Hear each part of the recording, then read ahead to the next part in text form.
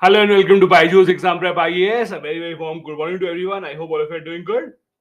I welcome you all to today's class of governance where we are beginning a new subject. We'll wait for a couple of minutes, let everyone join in, and then we'll begin in just a couple of minutes. Don't go anywhere. Thank you so much. Just a couple of minutes.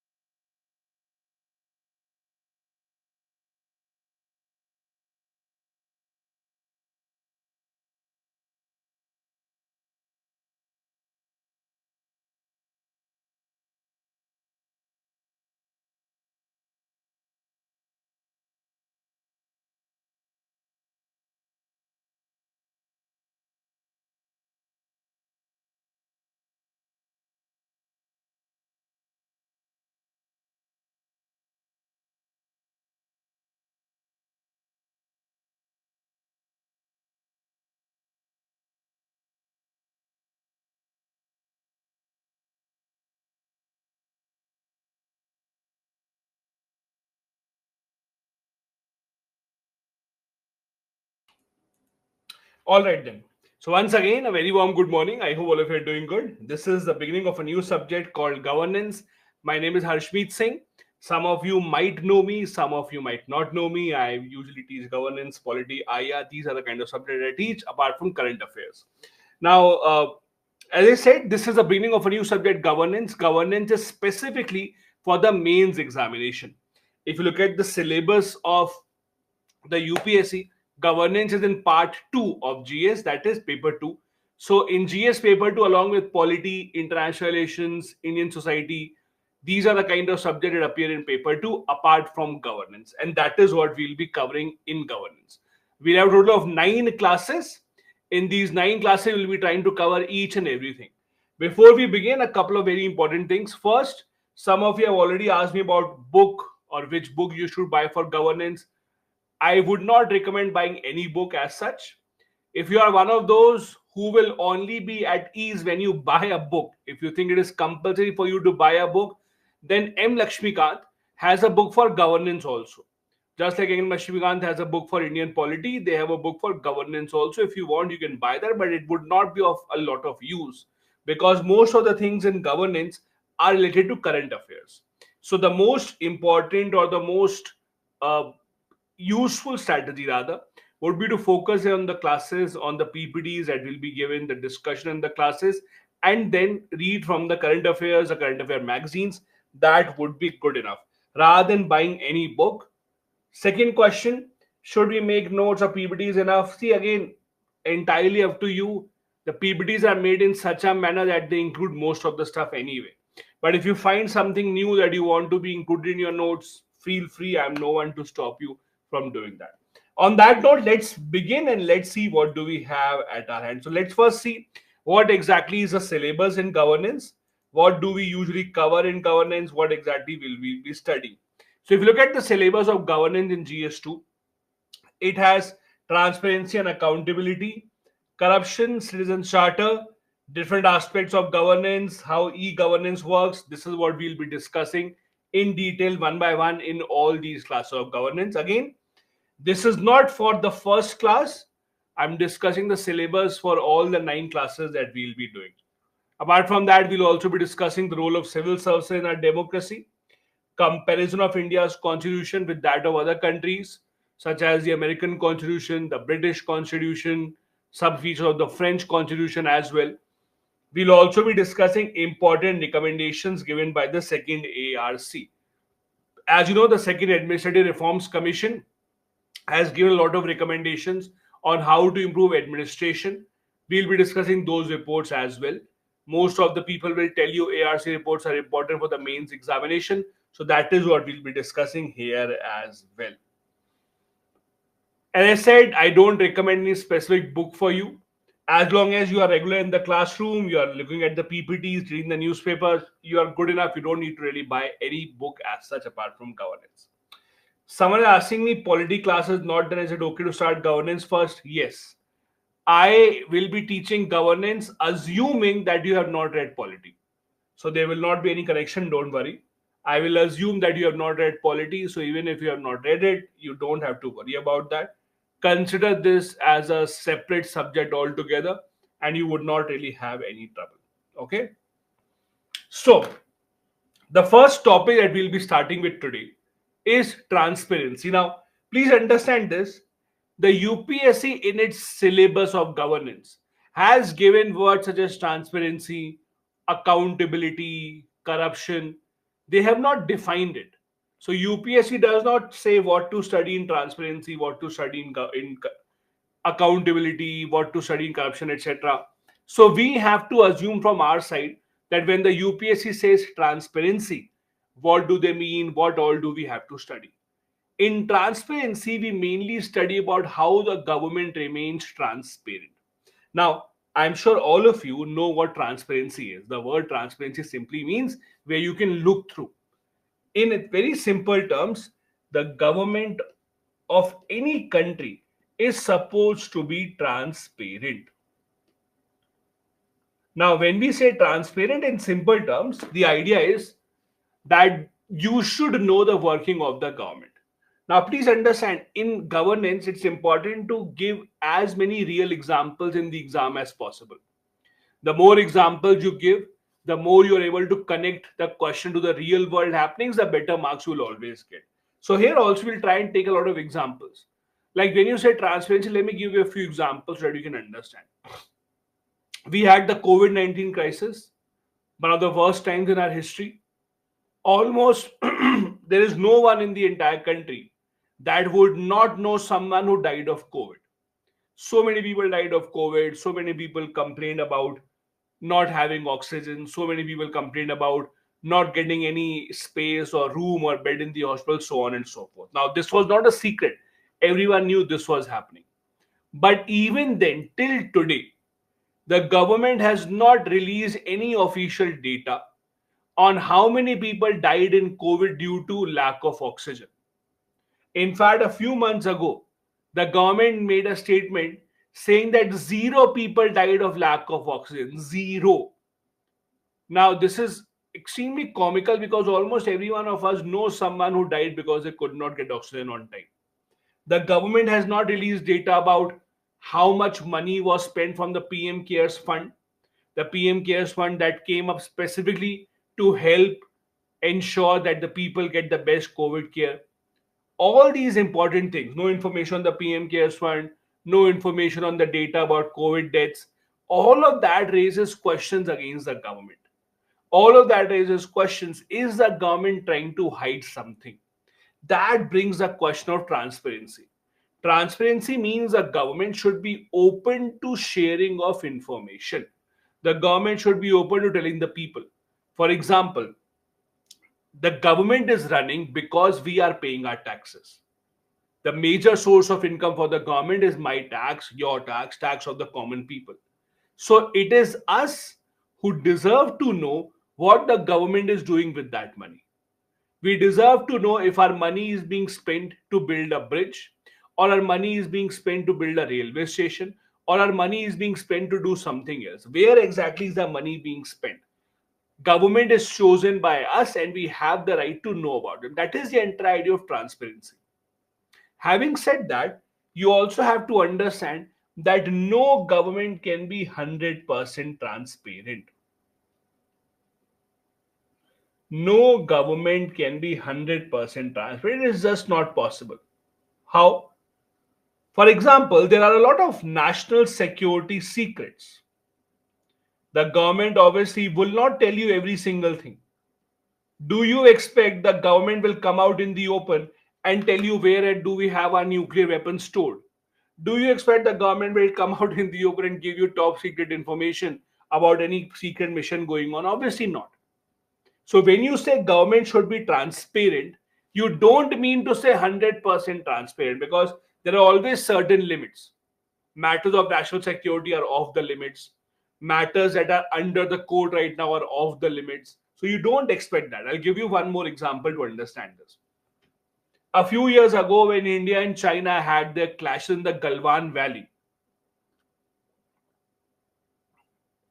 where multiple Indian soldiers sacrificed their life, a few days later, our defense minister, Mr. Rajnath Singh, he came in the parliament and he was telling the people or telling the members of the parliament about what happened at the border. So he spoke a few lines. He said, this happened, that happened. And then he said that this is the only information I can share with you right now. Beyond this, I cannot share right now because it is a matter of national security. So even to the members of the parliament, even to the members of this Lok Sabha, Rajya Sabha, the government is not 100% transparent, because the matters of national security cannot be taken lightly. So when you demand transparency from the government, we have to understand that there are always some things that are off limit for the government, that the government will not share with you. On the other hand, there is something else that we need to understand. Almost every government in the world, almost every government in the world wants to know what is going on in the minds of the public. They deploy different means for that. They might ask you directly. They might try to monitor your calls. They might try to listen to you. They might try to read your text, etc. Let me give you an example. Have you heard of this person called Edward Snowden? Have you heard of him?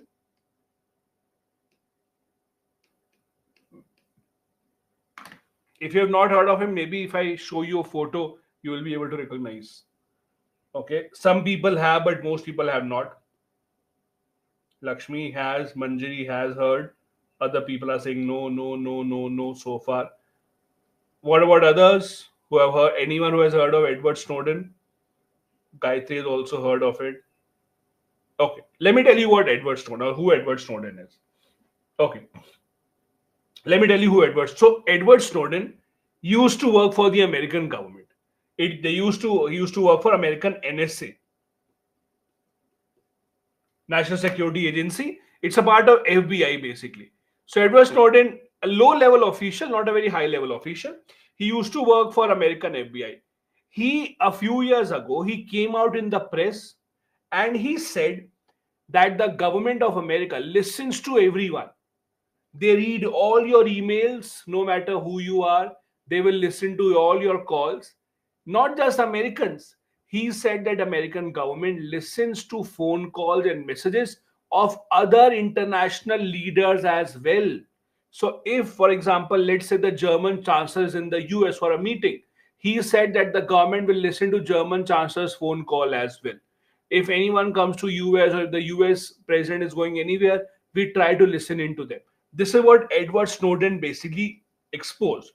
Edward Snowden said that this is happening. Now, obviously, American government became extremely angry because, see, this is not something new. Please understand. Government listening on you, listening on your calls is something which is extremely old. In ancient history, you would have all heard of Kautilya, Chanakya, whoever, whatever you want to call him. Kautilya, in his book Arthashastra, when he is suggesting the king how to rule, he in fact suggests that an ideal king should always have some spies on the ground. He should always have some people on the ground that live with the common people but actually give all the information to the king, so that the king should know if there's a revolution that is starting against the king. Before the revolution starts, before something wrong happens, before there's a law and order problem, the king must know about it and the king must take action. For that, the king should have spies on the ground. So, again, this is not something new. Every government does it. Is it against transparency? Yes, it is against transparency. But the idea is that every government actually has to do this in the interest of its own people. Now, when you say transparency, the main definition of transparency is the government sharing facts, the government sharing information with you. As I told you, the COVID-19 is a perfect example of the government not sharing information. PM Cares Fund, again, a perfect example of government not being 100% transparent, the government not allowing discussions, the government not sharing information, not sharing data. All of this is an example of government not being transparent. So, what has happened in this regard? Have we now done something about it? Is there a new law that has been passed? What exactly are we reading today? Today, we'll be reading about RTI, Right to Information. It is said that the biggest step that we have taken as a country towards a transparent government is to have a law such as the right to information. I'm sure all of you would have heard of RTI. Some of you would have filed the RTI also sometimes. If not, then don't worry. Today we'll discuss how do you file an RTI, how do you not file an RTI. We'll discuss all of that. But RTI is the biggest tool that the government has given to the people to ensure that they can hold the government accountable and responsible. Before we do that, the very basis of transparency that we just discussed. How is transparency good? It keeps the government accountable. I'll give you a very simple example. Tell me this very honestly. Would you want your mobile phone, your personal mobile phone, to be given to someone else? Let's say your parents. Would you want your parents to look at your personal mobile phone without anything being erased from your phone? Think about it and let me know. Be honest. Be honest. Isn't it your biggest nightmare that if your phone goes into the hands of your parents? See, at your age, I'm giving the example of parents. After 5, 6 years, I'll give you an example of, do you want your husband or wife to look at your phone? So basically, right now, I'm talking about parents. Next generation, it might change. Not a good. Okay. So most people would not like this idea. Some people, at least on paper, they are saying it's a good idea. I would not want to hide anything from my parent. That is fine. But actually, the idea what I'm trying to come to here is, when you know someone is looking over you, when you know someone is looking over you, your behavior changes. Your behavior changes. Why? You are much more accountable. Let's take another example. Let's take a simpler example. All of you, when we were in schools, remember the way you behaved when there was no teacher in the class as compared to when the teacher came into the class. Remember that? When there was no teacher in the class, or that 2 minute period between one teacher going away, other teacher coming in, that 2 minute break that we used to have. Remember what used to happen in those 2 minutes, because you know no one is watching over you. The moment the teacher comes in, the moment you know whatever you are doing is being seen, you are much more responsible, you are much more accountable. You are much more accountable. So, any government that understands that it is being watched, any government that is open to the people, will always be much more accountable. It also reduces corruption when the government or the public officials know that everyone is looking over us. When public officials know that every action that they take can be questioned, it will lead to reduction in corruption and lesser abuse of power. It will increase the efficiency of the government as well, because the government will be spending money in the right manner. I'll give you another example. Um, In Indian polity, if you have read polity, I don't know if you have or have not. If you have read polity, you might have read about something called the March Rush. Have you heard of something like this? Have you heard of this March Rush in Indian polity?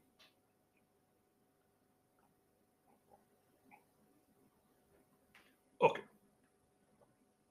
okay. Most people have not. Some of you have. Okay, I'll tell you what March Rush is. So basically, what happens? Now listen to this carefully. What happens is every single year when the government announces the budget. So budget runs from 1st of April to 31st of March, right? That is a financial year. So every single year, government passes the budget. Now, in the budget, the government gives a certain amount of money to every ministry. Let's take a simple example. Let's assume that to education ministry, government gave 80,000 crore rupees. Okay, we are just assuming things here that the government gave 80,000 crore to the education ministry. Now, education ministry had to run a lot of schemes. They had to give scholarships. They had to give money to universities, salaries, etc. After doing all of that, after doing everything, the education minister found out that we still have 5,000 crore remaining in our account. They spent everything, they did whatever they needed to do. They still have 5,000 crore remaining. Now, there is something called the rule of lapse. Rule of lapse means whatever money you have not spent by 31st of March, it will go back to the Consolidated Fund of India. On the 1st of April next year, you will start from zero once again. So if you have money left, money that you did not spend by 31st of March, that money will be lapsed. It will not be carried on to the next year. So what happens here is every single year in the month of March, you will see the ministries making a lot of expenditure, even the expenditure that is not required. In the month of March, a lot of money is spent. Why? Because the ministries know that if they don't spend this money, if the money is remaining, it is of no use for them. It will just go back to the Consolidated Fund of India. So they have to spend more money. So, for example, in the month of March, you will see ministers upgrading to new cars. All of a sudden, all the air conditioners will change, new air conditioners will come in. All of a sudden, the minister will say, oh, I don't like this marble, let's bring marble from some other country. That will be good enough. But see, again, none of this is corruption. Understand, there's a difference, very thin line between being corrupt and just being careless. The money that the government is spending or the money that the ministry is spending for buying new car or new AC or new tiles or marble, all of that, it is not corruption because you are not hiding anything. You are doing this by the rule. But is it fine? No, it's not fine. Bhumi, no, no, no. They are not using it for personal use. I'm not saying Mr. Minister is doing something for personal use. See, ministers are given an official bungalow, official home to live in. Their house can be renovated under as per what Mr. Minister wants to do. So if Mr. Minister thinks that I don't like my house, let's give it a new Italian touch. Not Italian touch, sorry. Italy is a very interesting concept in Indian politics. Let's remove Italy. The minister says, let's give it a German touch. So the minister can renovate his entire apartment and the government can pay for that. All that is ineffective and inefficient use of money. It usually happens in the month of March. It happens because the minister knows the common people will never get to know about it. And again, I am not kidding. If you search online, you will see so many examples of ministries building new toilets, luxury toilets in the month of March. Why? Because Mr. Minister does not want or does not feel good in old toilets. Mr. Minister wants new luxury toilets. So all that happens. Why does it happen? It happens because the government or the minister knows that common people have no idea how am I using this money. The moment common people have an idea about how the money is being used, the ministers will start using the money in a very different manner. That is the idea here. That is why you need transparency. It increases the confidence of the public in the government. It improves the efficiency of the government because, as I said again, your behavior is very different when you know someone is watching you as compared to when you know no one is watching you. Your behavior is very, very, very different. And that is why transparency is required. It also ensures that people have enough power against the government, because when the people come to know about the government activities, they can hold the government accountable, they can hold the government responsible. It promotes people's participation in governance. It asks people to participate in governance. Now, again, as I said, when you say participation in governance, that means people should be open to, let's say, voting. People should come out and take part in government activities if the government is asking for feedback. I'll give you a few examples. Or let me ask you, can you give me example of people participating in governance except voting? Any other example? Except voting, do you participate in governance in any other way? What do you think? Think about it, let me know. Except voting, do you participate in governance in any other way? Tejinder, it happens every time. Every single year, there is always some ministry that has not spent the entire amount given to it, and it is given back to Consolidated Fund of India. It happens because many government schemes in the middle of the year are shut down. Expenditure is not as much, so it usually happens. Yes. So my question was, how do people participate in governance except voting, apart from voting?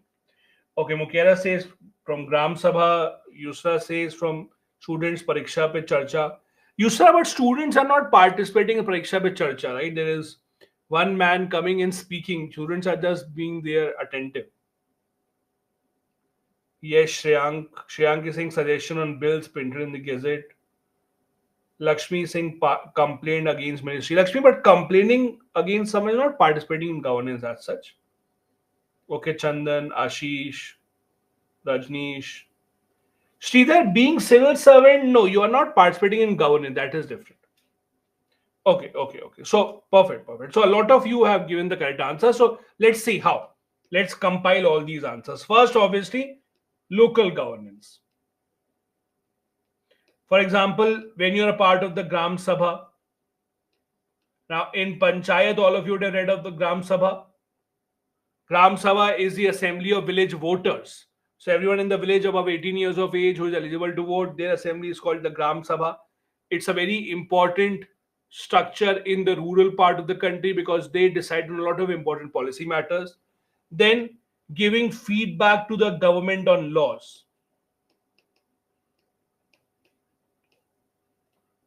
I don't know how many of you have noticed this.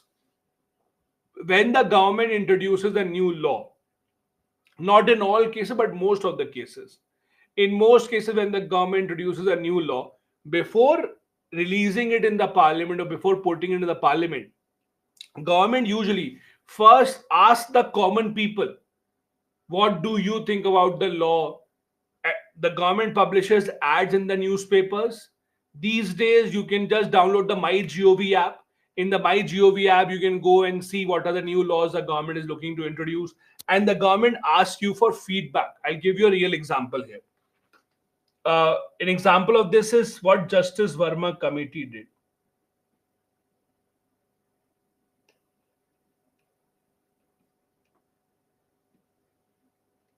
So, for example, about a decade back, when we had the infamous Nirbhaya case in Delhi, there was a lot of demand that the law about the juvenile should change. At the time of the Nirbhaya case in Delhi, the law was if you are under 18 years of age, 1 8, if you have not completed 18 years, no matter what crime you do, maximum punishment will only be 3 years.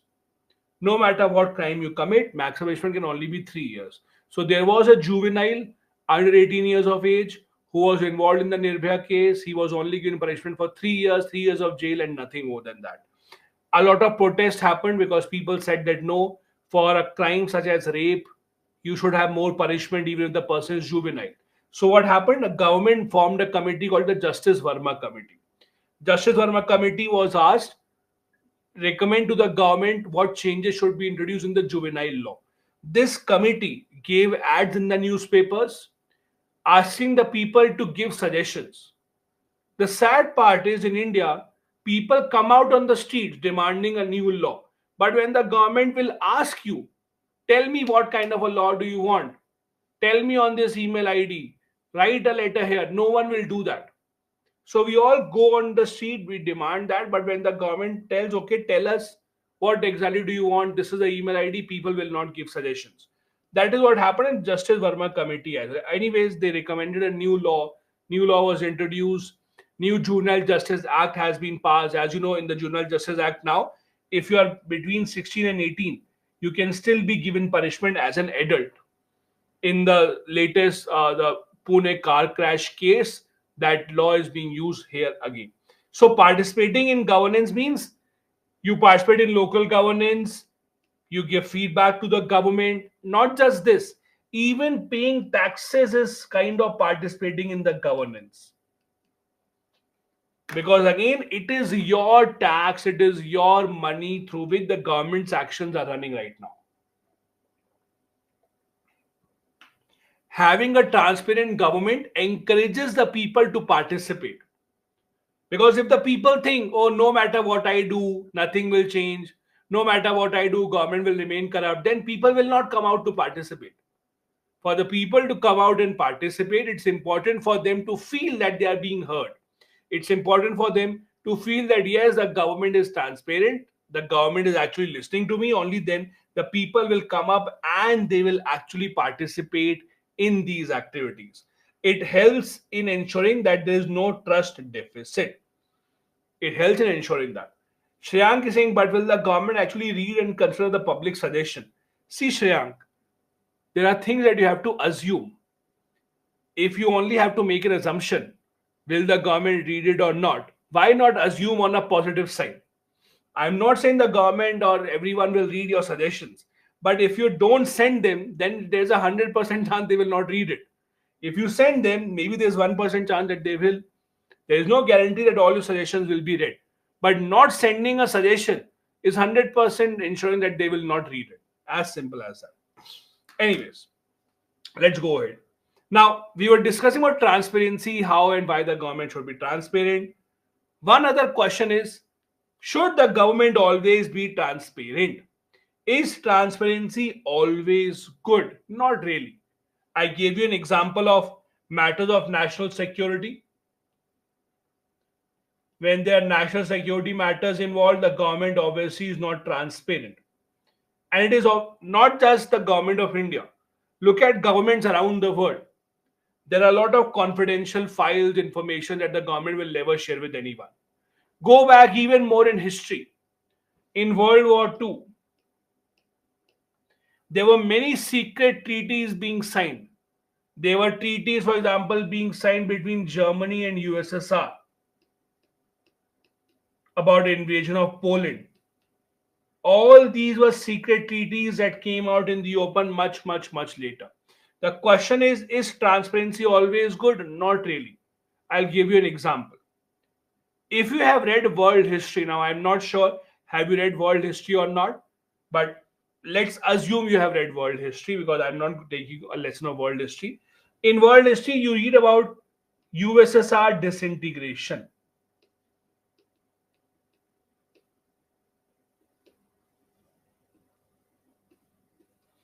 In world history, read about disintegration of the USSR. Now, again, I am not sure if you have read about world history or not, but let's assume that you have. So basically, for those of you who don't know, I'll give you a very simple idea. USSR basically was a kind of a large group of many countries coming together. Russia was the biggest country. Apart from Russia, some other countries in Eastern Europe, like today's Ukraine, Central Asian countries, a lot of these countries were forcefully made a part of the USSR. Now, in USSR, the way that the government used to run was people had no right to ask any questions. People had no power to get any information from the government. People had no information from the government for many, many years. People, for example, in India, you know what is the rate of growth for the government. In India, you know how much tax the government collected last month. Every single month, the government tells you how much GST did we collect.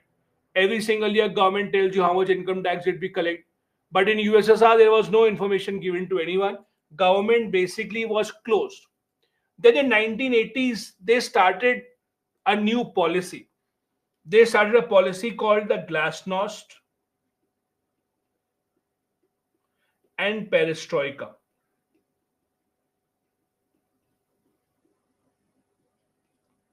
Have you heard of these words, or these are new words for you? Have you heard of these words? Okay, so these are Russian words basically. So these are Russian words. Glasnost is a word that means transparency. Glasnost is a word that means transparency. So let's focus on Glasnost. Forget about Perestroika for now. Let's focus on this. So USSR in 1980s started a new policy called Glasnost. It was started by their leader called Mikhail Gorbachev.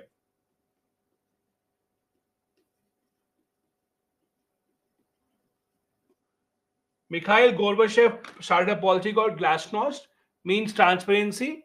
In other words, it also meant openness. The meaning of Glasnost was openness, transparency. Now, what exactly is this? Mikhail Gorbachev announced in 1980s in USSR that our government usually does not share any information with the public, but from now onwards we will change. He said that now people will get the right to ask questions to the government. We will be more open, we will be much more transparent from now onwards. That was his idea. This was called Glasnost. He did this to give people confidence about the working of the government. The idea behind doing this was people should trust their government more. People should know what the government is doing. So he had good intentions. But the problem was when he actually started this policy, it backfired. How did it backfire? It backfired because now people were asking tough questions from the government. And because the government was sharing information now, one by one, a lot of scams started to come out. People got to know there is so much corruption in their own government. While people don't have enough money, people don't have enough food, while people don't have enough jobs. On the other hand, the ministers sitting in the government are living a life of luxury. For the first time, people got to know the salary of the ministers. They got to know how ministers, every single expense is being taken care by the government. That led to a lot of anger in USSR. That became one of the biggest reasons of disintegration of USSR. People became so angry, they started to protest so much that USSR eventually had to disintegrate. So if you ask USSR, is transparency good? What will their answer be? Obviously not. So transparency is good for people. For the government, it might not be that great. From the people's point of view, from our point of view, we all want transparency. We want what the government is doing. We want to know everything about the government. But from the government's point of view, it's not that good because the government does not believe that it will actually help them in any way. So they want to hide information. And we have seen this in case of USSR in the past. Now, globally, now how do the governments run? Just like in India, in many countries around the world, they have their own version of RTI now. RTI is right to information. About 121 nations in the world have laws similar to RTI. That is right to information. We'll discuss about RTI in a lot more detail now. RTI basically is a law that allows the common people to ask questions from the government, to get information from the government. So whatever information you need, You can ask the government official will give you that information. In India, we have that law called the RTA, Right to Information. Many other countries also, we have that. It is a part of Sustainable Development Goals number 16. As you know, we have 17 Sustainable Development Goals that the nations are trying to achieve by 2030. Goal number 16 includes right to information, includes transparency, how the government should be open to sharing information with the public. Now let's come to India now. In India, how do we ensure transparency? How does the government share information with the public in India? There are two ways of sharing information mainly. One, proactive disclosure. Proactive means by itself. In other language, you can also call it suo moto. Means when the government itself shares information, no one is asking for it. For example, every single day, go to PIB.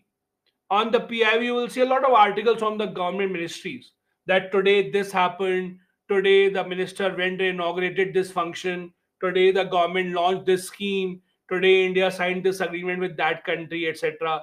So a lot of information from the government is given itself on the PIB. That is called proactive disclosure. Proactive disclosure means when the government is doing it by itself. You are not asking for it. Then there is second category, reactive disclosure. Means when you ask for information,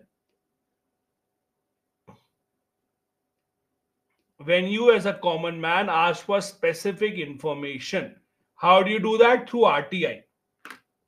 That is the reactive disclosure, where you ask the government a specific question, they answer that. Now, why is this required? The idea is simple. See, if you want to tell, I'll give you a simple example.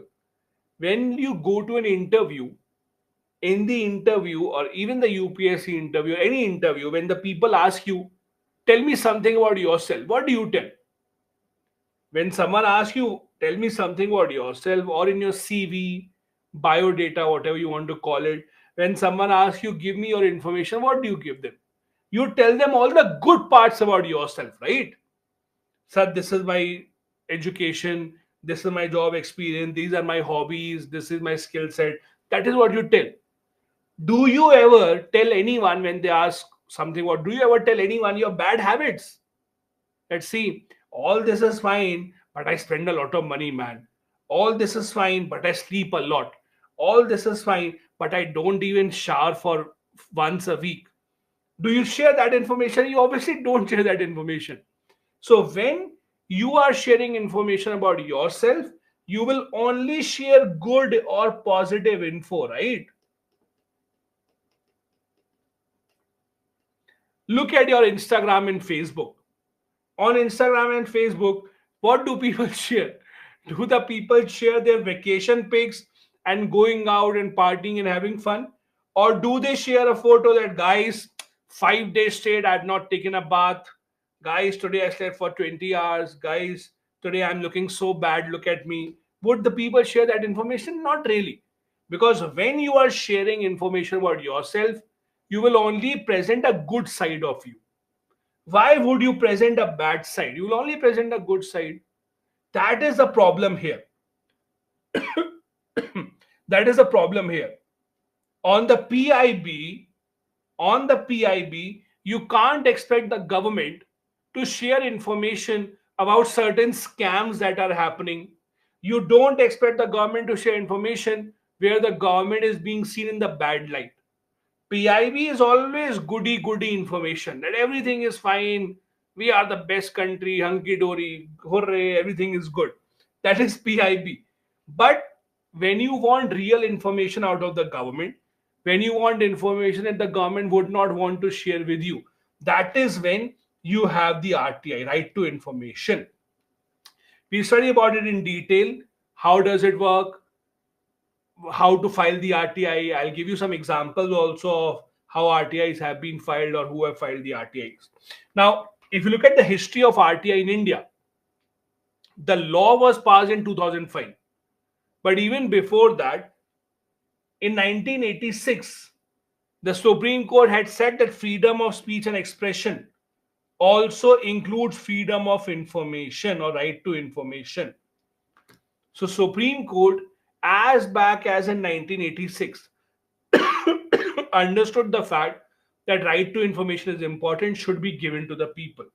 The law was passed much later on. Now, before the RTI Act was passed, now please listen to this carefully. After RTI Act was passed, common people like you and me, we can ask questions from the government, and I'll tell you how to do that. Before the law was passed, before the RTI Act was passed, who were the people who could ask questions from the government? Think about this and tell me. Before the RTI Act was passed, who could still ask questions from the government? What do you think?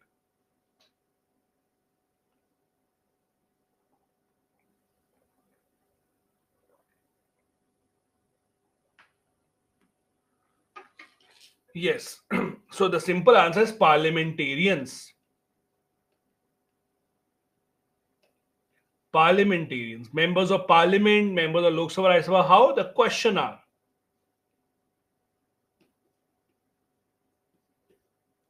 The question are in the Lok Sabha, in the Rajya Sabha, was a place or still is a place where the members of parliament can ask questions to the government. Now, that allowed only a few people in the positions of power to ask questions to the government, but not the common people. The common people still did not have any right to ask questions to the government. It was only some elected members, some privileged individuals. RTI, on the other hand, is about giving power to the common people to ask questions. It's about allowing the common people to come up and ask these questions. Now, the interesting part is before RTI Act was passed, RTI Act came up in 2005. Before RTI Act was passed, we had another law. That law was called Freedom of Information Act of 2002. So please understand, the government first passed this act, Freedom of Information Act. However, it was called a failure. It was called a failure. Why? Because it did not really give any powers. For example, under this law, when someone asked for information from the government department, there was no time limit on the government department to answer. Not just this, if the government department did not answer, there was no fine, there was no punishment as such. There was no agency to look into the working of this law. No commission was formed to look into its working. So very quickly, government realized that this is not working. So the precursor to RTI Act, the Freedom of Information Act 2002, was not successful in achieving its goals. It was not successful in ensuring that people could actually get information from the government. That is why it was replaced by Right to Information Act or the RTI. Now we'll study in detail about what is RTI law, how does it work, how do you file the RTI. Apart from that, we'll also be studying about the Information Commission, Central Information Commission that was formed under the RTI Act. How does that work? What is their role in ensuring that RTI Act works fine? All these things will be discussed from this year onwards. So let's start with the RTI Act. What does the Act say? It says that all the citizens of India have the right to information. Means, as a citizen of India, you have the right to ask questions to the government. Now, I'll tell you what kind of questions, who can you ask to, but the simple idea is, as a citizen of India, you have the right to ask questions to the government departments, to the government agencies, to the government ministries. When you say information, what exactly can you ask? These are the things that you can ask. Government records, documents, advice that some bureaucrats might have given to the ministers, government model, sample paper, reports, circulars, contracts, opinions, all these things can be asked for. I'll give you a simple example. Okay, let's take a simple example. New Parliament building has been inaugurated now. New Parliament building is built, or this Parliament contract was given to the Tata company. It was a Tata group that actually led to this building of the new Parliament building. You, for example, can file an RTI ask the government what were the other companies that were considered for this work apart from Tata. What was the cost of this building? How much money was paid to the Tata company? What was the other model that other companies had suggested? You can ask this question. So again, this is a kind of information that you can ask for.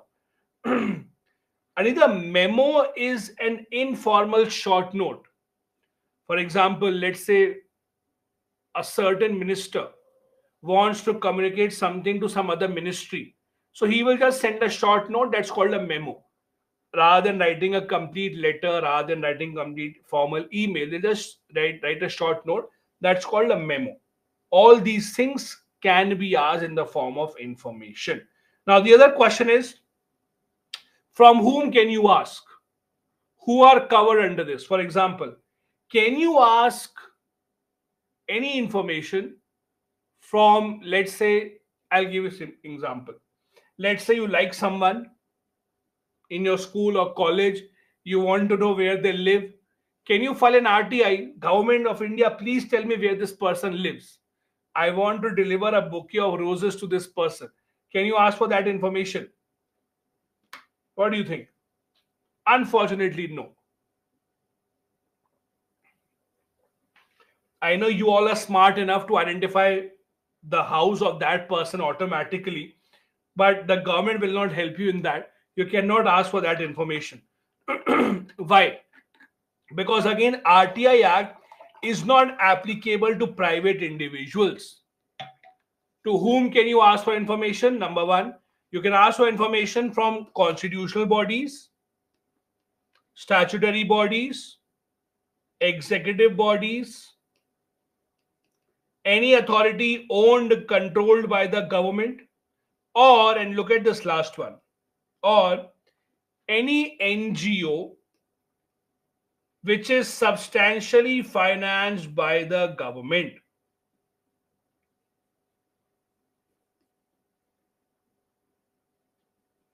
Any NGO that is substantially financed by the government.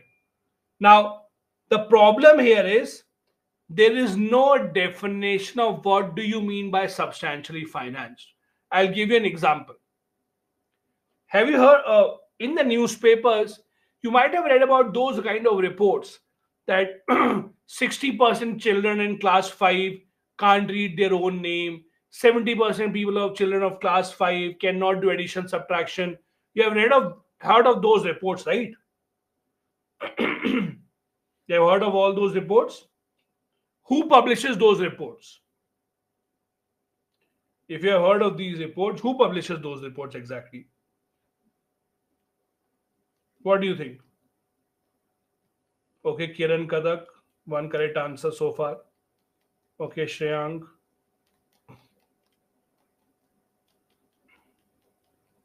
Shivangi, Harika. Okay. So a lot of people know this. The name of the report is Asar.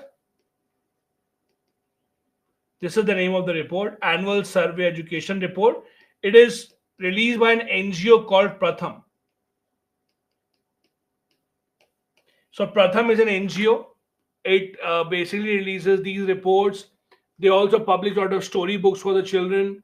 They work in the field of education. So Pratham releases these reports. So these reports are considered as extremely, extremely important. So important that the government also, on the basis of this data, government also makes its own policies. So what the government does is, government actually helps NGOs such as Pratham with certain funding. For example, let's say the government tells Pratham that you are doing such a good job, you are going everywhere conducting this survey, let me help you, let me give you 10 crore rupees. So government will say, let me give you 10 crore rupees of funding, you can go and do your job. Now the problem is, there is no definition whether 10 crore means substantially financed or not. No one knows substantially financed means what. So there is no clarity which NGO is covered under RTI and which NGO is not covered under RTI. For some NGOs, 5 crore can be substantial amount. For some other NGOs, even 500 crore may not be substantial amount. So when they say government substantially funded NGOs, there is no clarity what is substantially funding. That is the biggest problem here. Government controlled, government agencies are all covered. Apart from that, there are NGOs that are substantially financed. They will also be covered under the RTI. Then there are some other interesting exceptions also which are covered under RTI. For example, the BCCI. Those who follow cricket would have seen this logo very often. Those who don't follow cricket, this logo is of BCCI. BCCI stands for Board of Control for Cricket in India. So basically, this is the agency that controls cricket in India. They are the ones behind IPL. They are the ones behind everything in India. Now, understand BCCI is very different from other sporting organizations in India. Please understand this is important for you. Like for hockey, we have the Hockey India Federation. Like for badminton, we have the Badminton Association of India. For football, we have our own body. But all those sports, football, hockey, wrestling, badminton, all those agencies are formed by the government. Like Hockey India Federation is a government agency. Badminton Association of India is a government entity.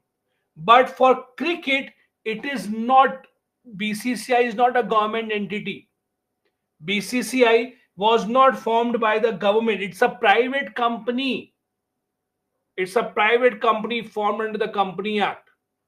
It is nothing to do with the government. Government does not control it. Although people running the BCCI may be related to someone in the government, that's a different matter altogether. But BCCI is not a government authority in any manner.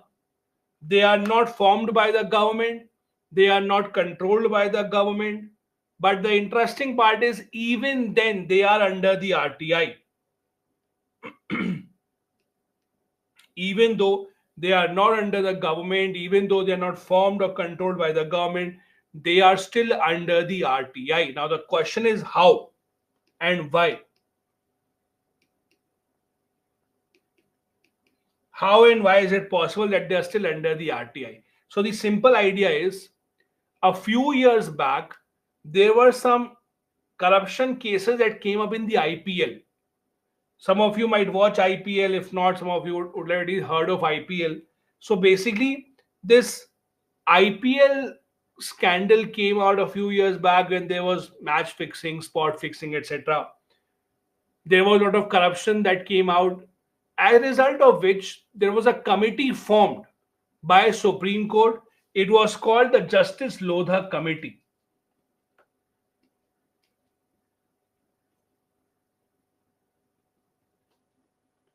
Justice Lodha was the retired Supreme Court Chief Justice himself.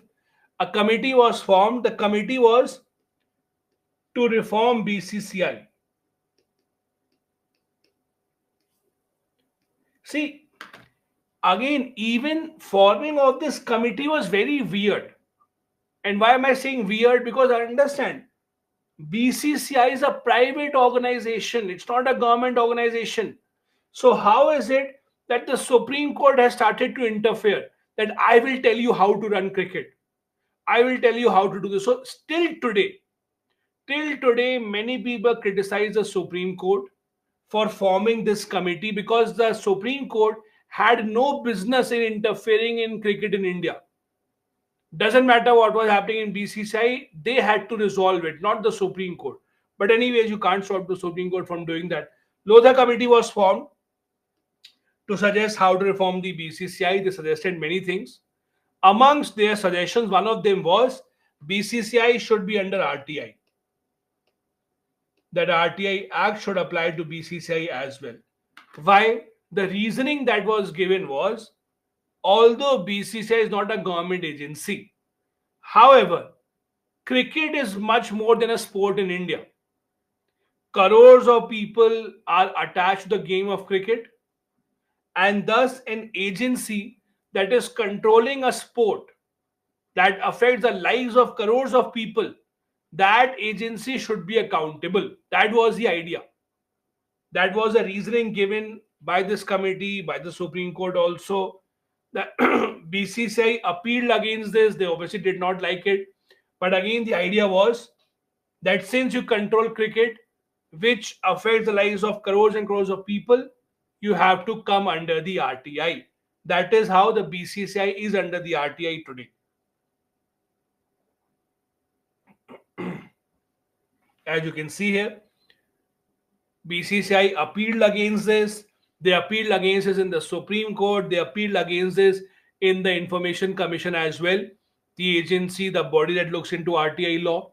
But the matter was again decided against the BCCI. So there are exceptions to this definition of what is covered under RTI and what is not. It is not just the government agencies. It is not just the substantially financed NGOs. But apart from that, bodies such as the BCCI are also covered under the RTI Act. Do remember that. Now let's come to the process of it. Let's understand what is the process of filing the RTI. How does it exactly work? And I'll show you in reality how does it work. In in the beginning, when the law was first introduced, it was very difficult to file the RTI. You had to physically go to the government department, write a letter, request information. Information was given in the form of printout or in the form of floppy disk.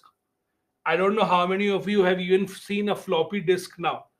There used to be these rectangle square floppy disks, earlier form of CD basically, where information was given.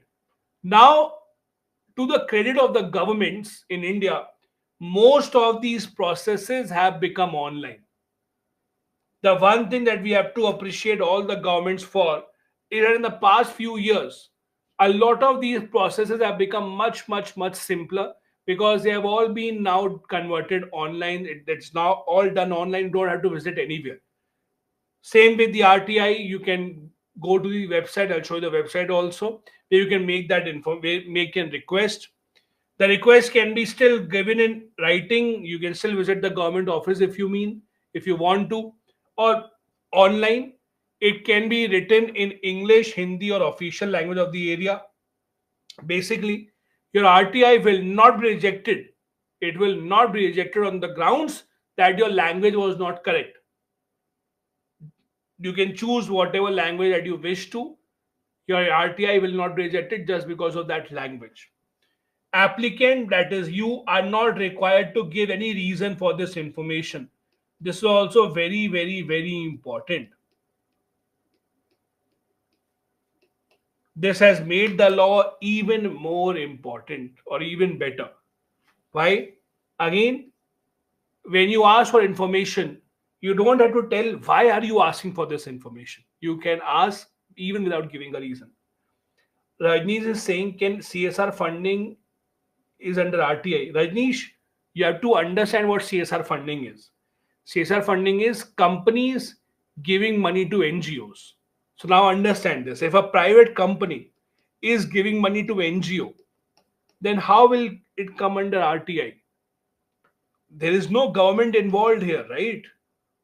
When you are saying is CSR under RTI or not, if a private company is giving money to NGO, where is the government involved? How can you have any RTI on that? Obviously, you cannot.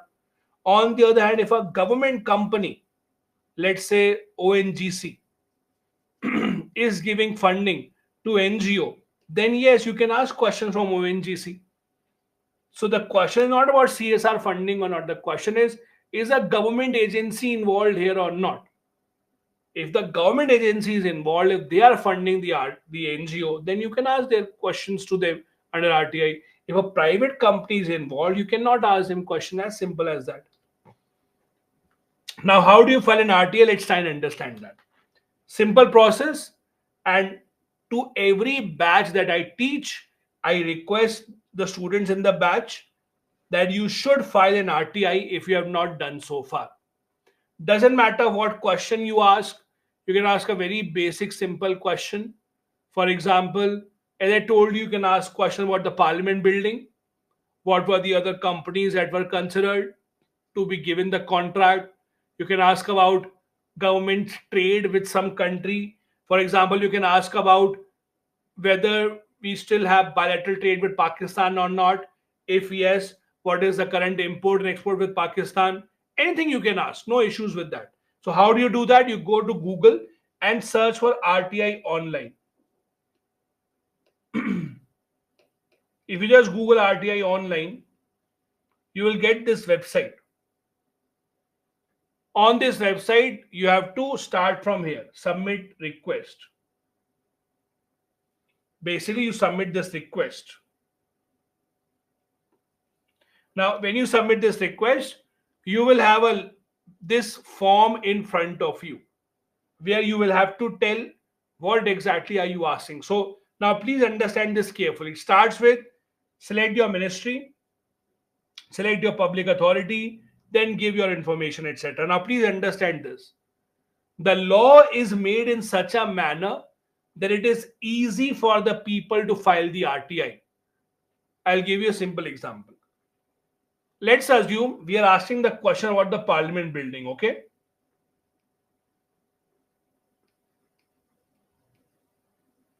Again, we assume that the question that we are asking is, we want to know, apart from the Tata Group, what were the other companies that were considered that had applied for the tender of the parliament building. That is what we want to know.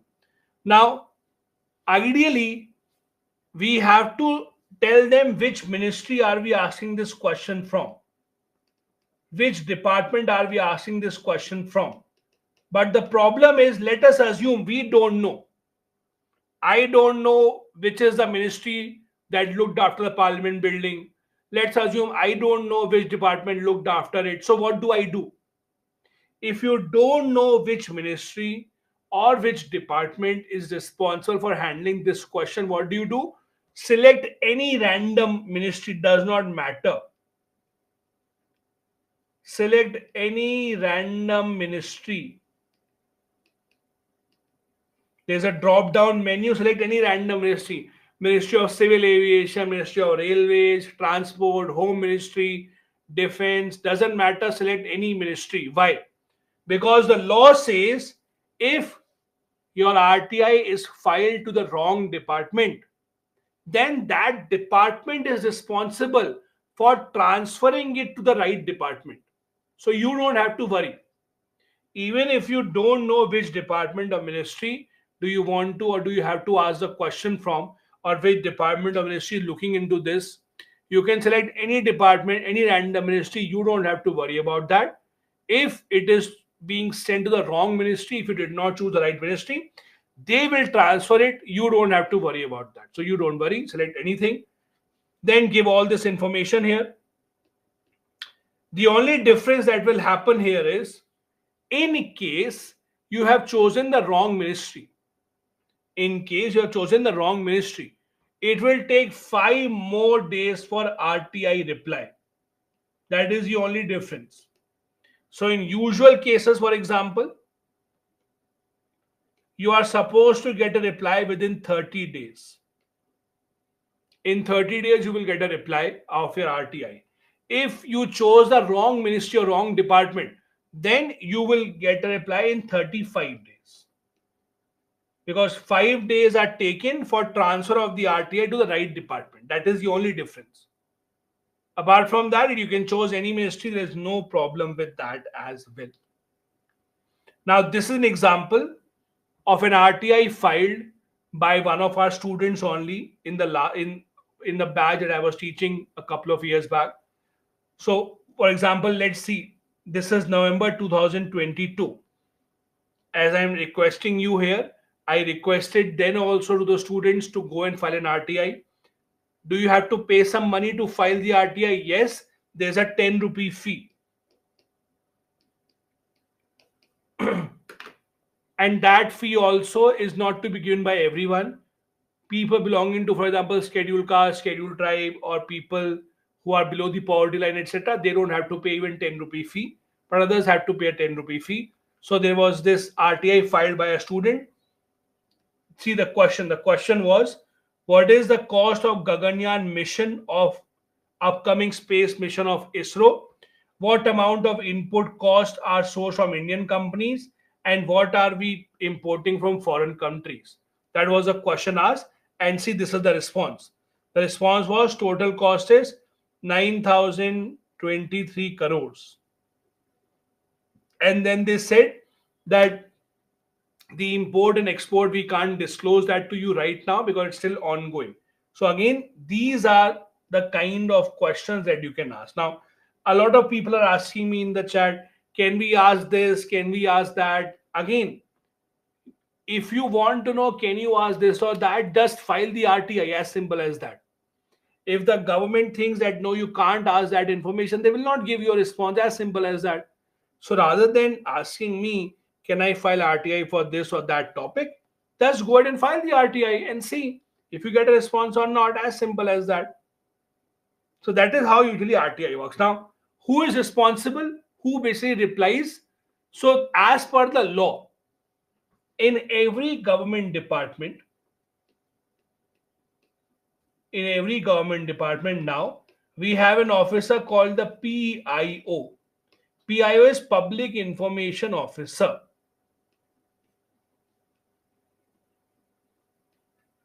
There's a Public Information Officer that we have. Some departments that are very big, that receive many RTIs, that are many where people who are sending RTIs or filing RTIs in large numbers. In that case, some departments also have APIOs. API is Assistant Public Information Officer. So there will be multiple APIOs and then there will be PIO at the top. That is how it usually works. Also, one more thing here. Please understand a couple of things, very important. First thing that you have to understand, it is different for state government and the center government. So if, for example, you are asking information from a state government authority, then you have to go to your state government website and then file an RTI there.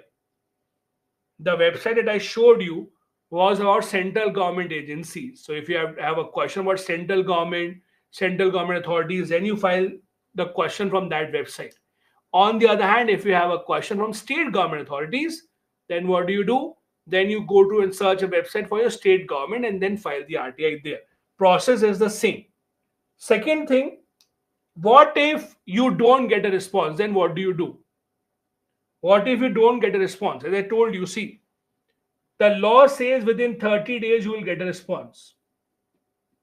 But what if there is no response? What do? Or there is a, let's say, incomplete response. Then what do? Basically, if you are not happy with the response, what do? You can file an appeal. I'll just take you back here. See this. See this, submit first appeal. So if you have already filed an RTI, you're not happy with the response, or you did not get the response in 30 days, you can go here and submit the first appeal. First appeal will go to the same department once again. Same department senior officer, they will look into this appeal. This appeal again, now please understand with the first appeal. First appeal goes to the same department. You have to file an appeal within 30 days of response. Within 30 days of getting a response. And the first appeal will be replied within 45 days.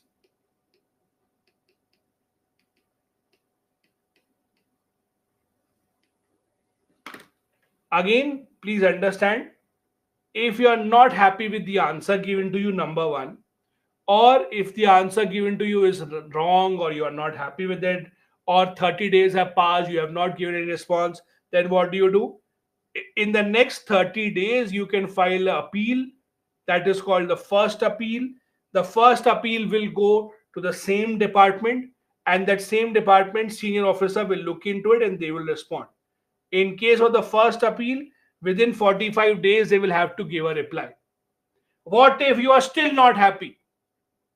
It might happen you're still not happy with the first appeal. Then what do? Then you go ahead and you file the second appeal. I'll just show you.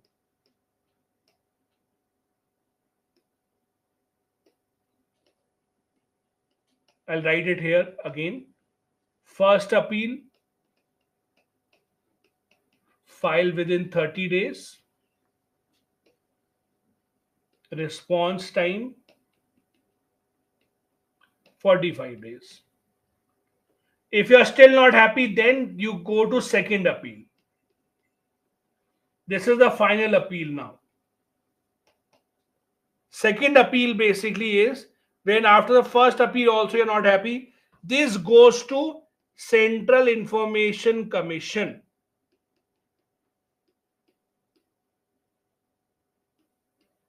or to the State Information Commission, depending upon where exactly did you file this case. Where exactly did you file this case? The second appeal will not go to department, it will go to Information Commission. Thus, now there is a problem. The problem is for this second appeal, there is no response time limit.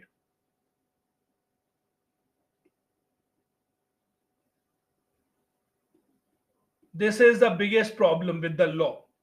That in the second appeal, in how many days will the CIC reply? There is no time limit. Even today, even today, there are lakhs of RTIs pending here. There are lakhs of RTIs that are pending at the second stage. Why? Because there is no time limit within which the CIC has to respond. Because there is no time limit, that is why there are lakhs and lakhs of RTIs that are thus pending here at the second appeal stage. That is a problem. We will read about the CIC, Central Information Commission, in a few minutes. They are understaffed, they don't have enough people. The government does not appoint a lot of people here, and that is why a lot of RTIs are still pending at this stage. Now, as I told you, the time limit for, and one more thing, by the way, before going ahead, again look at the website. The RTI website does not allow you option for a second appeal. Do you see that?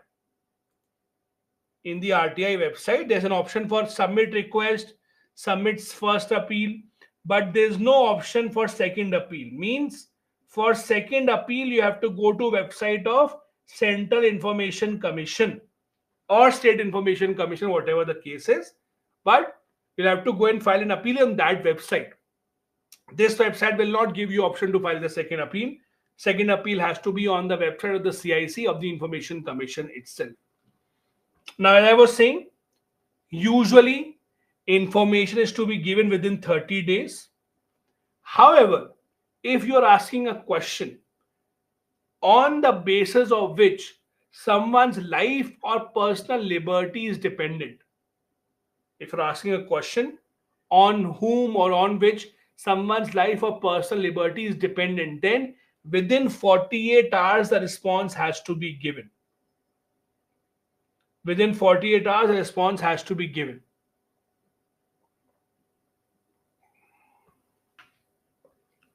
Guys, give me 1 minute. I'll just go and refill my water bottle. In that 1 minute, think about what can be this example of 48 hours. Okay, just 1 minute, don't go anywhere. Think about what this example of 48 hours can be. I'll be back in 1 minute. Just fill my water bottle and come back. Thanks.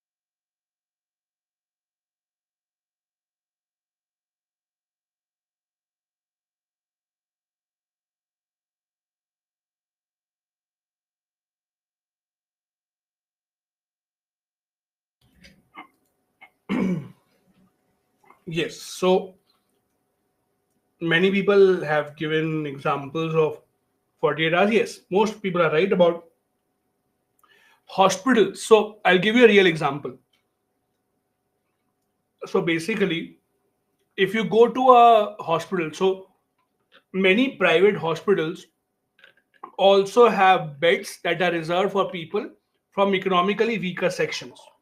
So the simple idea is, if you want to open up an hospital, you have to invest a lot of money in buying a land. Rather than that, you go to the government, you tell the government that I'm willing to open up a hospital.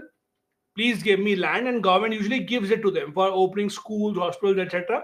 Government does help people; they'll give the land, but the government will say in return, you have to reserve 25% of your beds for poor people. Now, the problem is the hospital at that time, hospitals say, yes, yes, yes, we'll do that. But when a poor patient goes to their hospital, the hospital say that no, no beds are empty, we are all filled up. Now, this is where the problem starts. There have been cases in Delhi. For example, there's a very famous spinal cord injury institute in Delhi where a patient went in, asked for a bed from the EWS quota, hospital denied it. That was converted into an RTI. An RTI was filed, and the RTI was basically about, we want to know how many beds are vacant in this hospital from this EWS quota. Now, the point is, when you're filing this RTI, where within 48 hours you want to get a response, it is your responsibility to submit all the proof to make sure that you qualify under this case. So you have to basically, as the person who is filing the RTI, the applicant, you have to make sure that you have submitted enough proof, enough paperwork, etc., to make the case that your life or personal liberty is actually dependent on that. That is how it matters. Somesh is saying, if someone is stuck in terminal and has to reach destination within 72 hours, a matter of life and death, can this provision of RTI be availed? Somesh, understand this. There are no definitions of these things. There is no definition of life or personal liberty. For someone, missing a friend's wedding can be a matter of life and death. For someone, missing an even important function can be a matter of life and death. But again, it is the authorities that decide it. So whether or not this is a case suitable for being heard under matter of life and death, the only way to know this is to file the RTI, because these are very subjective things. So you have to basically file the RTI and let the government decide, the agencies decide whether or not this case qualify under this or not. Anyway, as I told you, if you file the RTI to the wrong department, if you select the wrong ministry or wrong department, there are 5 extra days that are added here. Who will transfer this RTI to the right department? Every department, as I told you, has certain APIOs or only PIO, depending upon how big the department is. When the RTI law was passed, every government department was told that you have to have certain people working as information officers. They are not given any special training. And the interesting part is, there is no new recruitment. People who are already working in the department at some job or some post, they are given an extra responsibility that from tomorrow onward you will also handle the RTI as well. So that is how it usually works. Existing people of usually lower level officers, they will be told that from tomorrow you are also to work as a PIO of this department. So all the RTIs coming in will be handled by you. Whichever RTI belongs to our department, you will keep it here. Whichever RTI belongs to some other department, you'll have to transfer it. So APIOs or PIOs transfer that RTI to right department, and that adds 5 more days basically to the RTI response. Under the RTI law, these are the rights that the citizens have while asking for information. We can choose the medium of request, means whether is it online or offline.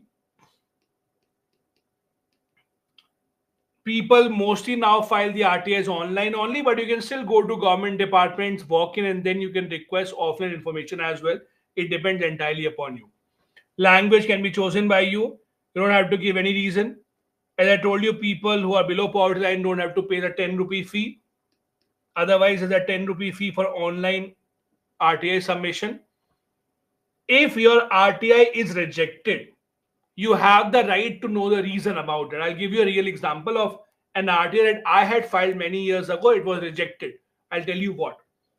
Many years ago, when the government used to give subsidy on the cooking gas cylinders, the government came up with a scheme called the Give Up scheme.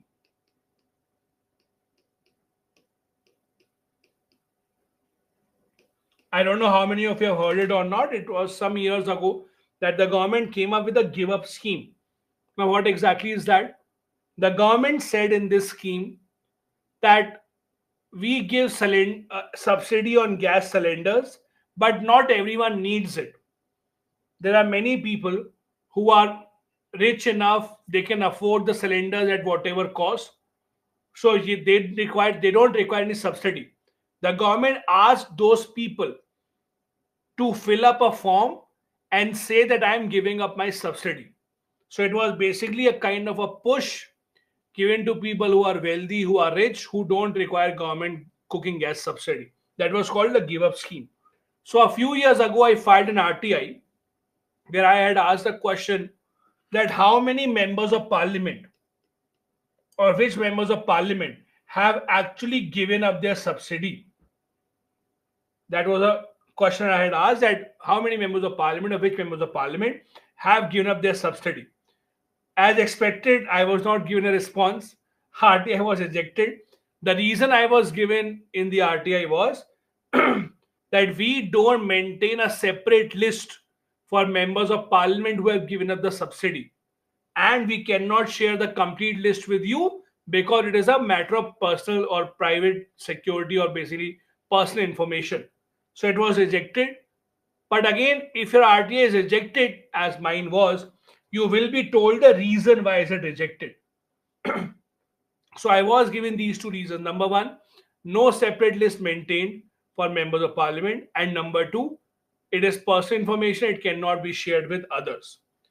You can also make complaint to, as I said, Central Information Commission and the State Information Commission as well.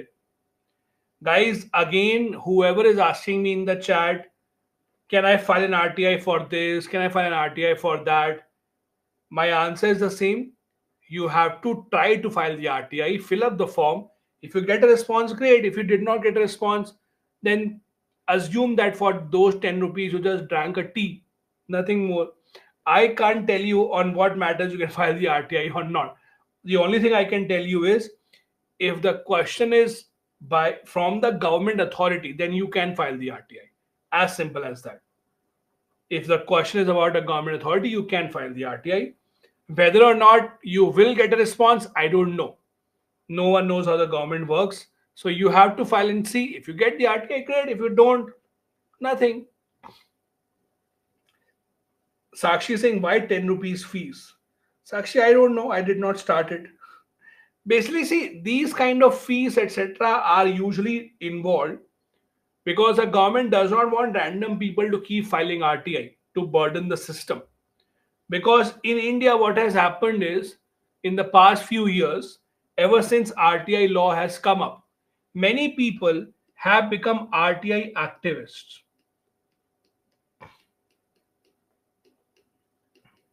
It's a real profession now. Do you know that? Many people say, what do you do? I'm an RTI activist. The only thing that they do is they just keep on filing RTI. So there are people who file thousands of RTIs just to get some sensational information. I'll give you a simple example. A few years back, there was a headline. Okay. The headline was Delhi Chief Minister spent 3 crore rupees on serving samosa and tea in his office last year. It is a real headline. A few years back, there was a headline which said, breaking news, the Delhi Chief Minister spent 3 crore rupees in serving samosa and tea in their office last year. Now, what is this information? I'll tell you something. Understand this. 3 crores on tea and samosa seems like a very big amount, right? But if you make some very basic calculations, it is not a big amount for a chief minister's office. Just see a simple calculation. 3 crore rupees. Let's assume samosa is 10 rupee, tea is 10 rupee, means 20 rupees for one samosa and one tea. If you look at throughout the year 365 days, how many people visit the chief minister's office? It is not a very big expense. This kind of information comes out in the open. Why? Because of RTI.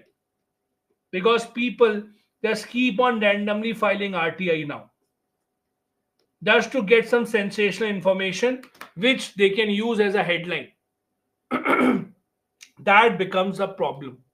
Now, RTI gives the people, the citizens of India, to ask information. The RTI Act also gives certain responsibilities to the government departments. What is the responsibility of the government department? Number one, first responsibility is to maintain all their records and computerize them as soon as possible. Why? See, it is easy to say that I'll ask for information, but have you seen a government department with all those bundles of files? Have you ever gone to an RTO to get your license made? Have you seen that room where they keep lakhs of files, one over the other, one over the other, the files are kept? And imagine if you're asking for information that is kept in one of those files. It is almost impossible to take out that file and give you that information. So for you to information to be given, information has to be available online in a computerized form. So the departments have to make sure all the records are computerized.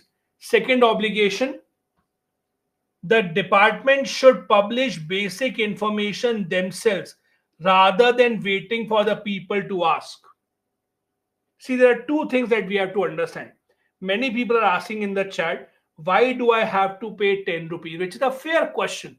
You should not have to pay even 10 rupees. It is your government. You have the right to know. Why do you have to pay even 10 rupees? Now, I don't know. I don't decide that. The government wants you to pay 10 rupees. That is fine. But the point here is, in this law, the first point was that the government departments themselves should publish as much information as possible on their website itself. Why should you or I, anyone, have to spend even 10 rupees to ask for that information? In an ideal world, information from the department should all be out in the open by itself.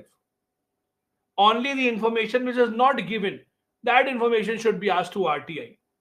So the government departments are given this job, given this responsibility, that they will have to publish basic information on their website and get it updated as much as possible. Also, as I said, give information suo moto without the people asking.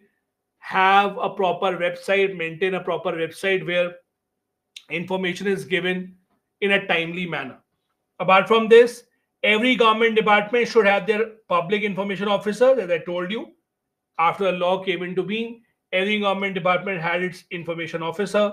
The information officer was responsible to ensure that if any wrong RTI has been filed, that wrong RTI is transferred to the correct department.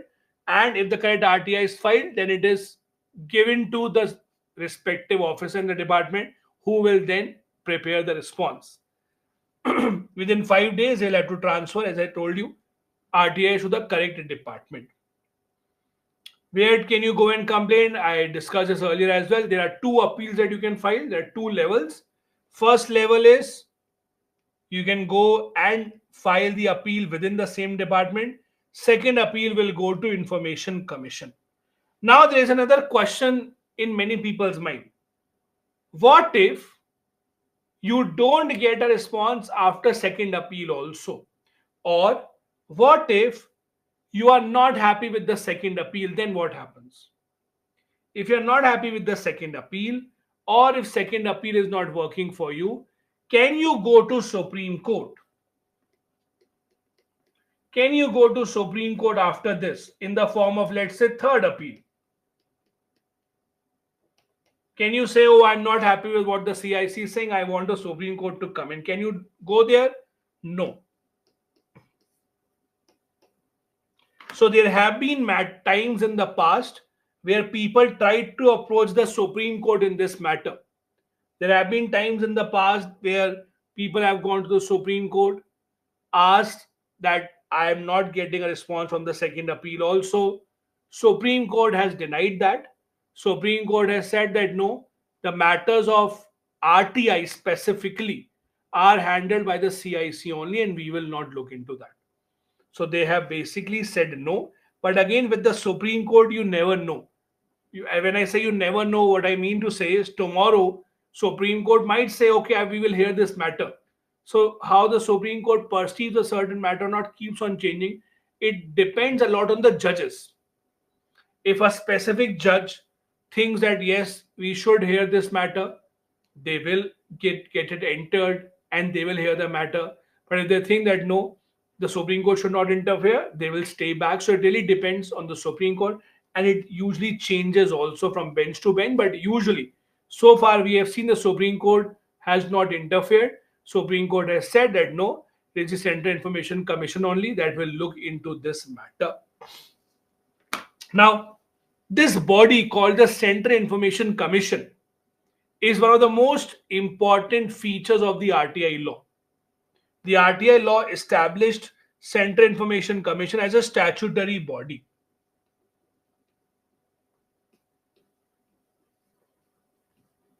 I hope all of you know the difference between constitutional body, statutory body, and executive bodies.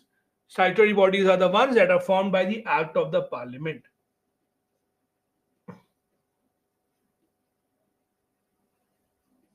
So Parliament of India passed an act, and that is how the body was created. Central Information Commission is supposed to have a chief information commissioner and maximum 10 information commissioners. Now, the sad reality is, although the structure is Central Information Commission plus 10 other information commissioners at max, the reality is very rarely do you see 10 information commissioners being appointed. Usually, government appoints 2 to 3, not more than that. Usually 2 to 3, not more than that. Now, why is that the case? Why would the government only appoint 2 to 3 people where there is place for 10 people to be appointed? Think of it from the government's point of view.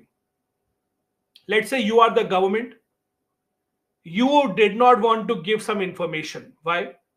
Because if you wanted to give information, you would have published on PIB itself. So you did not want to give some information. Someone is asking you to give that information. Would you like that? Would you like someone, for example, you did not score very well in an exam. You are not telling anyone, and that one annoying relative comes to your house and says, Beta, how much did you score? Tell me, how much did you score? Do you like that? You obviously don't like that, right? You would hate it if someone would ask you for information that you don't want to share. It's simple. And this is the same case with the government. If the government wanted to share information at the first place, they would have given you that information on the PIB itself. The reason that they did not publish that information is because they did not want to. So this is where the problem is. Government knows that one way in which it can delay this process is by not appointing enough information commissioners. Simple. The government knows that if we don't appoint enough information commissioners, there will automatically be such a big backlog of appeals. When there are so many appeals pending, work will automatically slow down. So that is a kind of a government trick that the government uses for not appointing these officers, so that the process slows down. You can see at present also, these are the only members. We have a chief information commissioner, we have only 2 other information commissioners. So again, this is by design. This is not by chance, this is by design. When I say by design, that means it is done intentionally. intentionally by the government. Why? To create a backlog. Obviously, the government will not say this out in the open, but that is what the government is doing. They're trying to create a backlog of cases, make sure that so many thousands of appeals that are pending, and the government does not have to give out information that it does not want to. Now, the Central Information Commissioner, how do they work or how are they appointed? It's a three-member, or the appointing committee basically is three-member committee. Prime Minister is leader of the committee, leader of the operation, the Lok Sabha, and a union cabinet minister of the choice of the prime minister. These three together, they will give a recommendation to the president of India. On the basis of that recommendation, the president of India will appoint the information commissioners.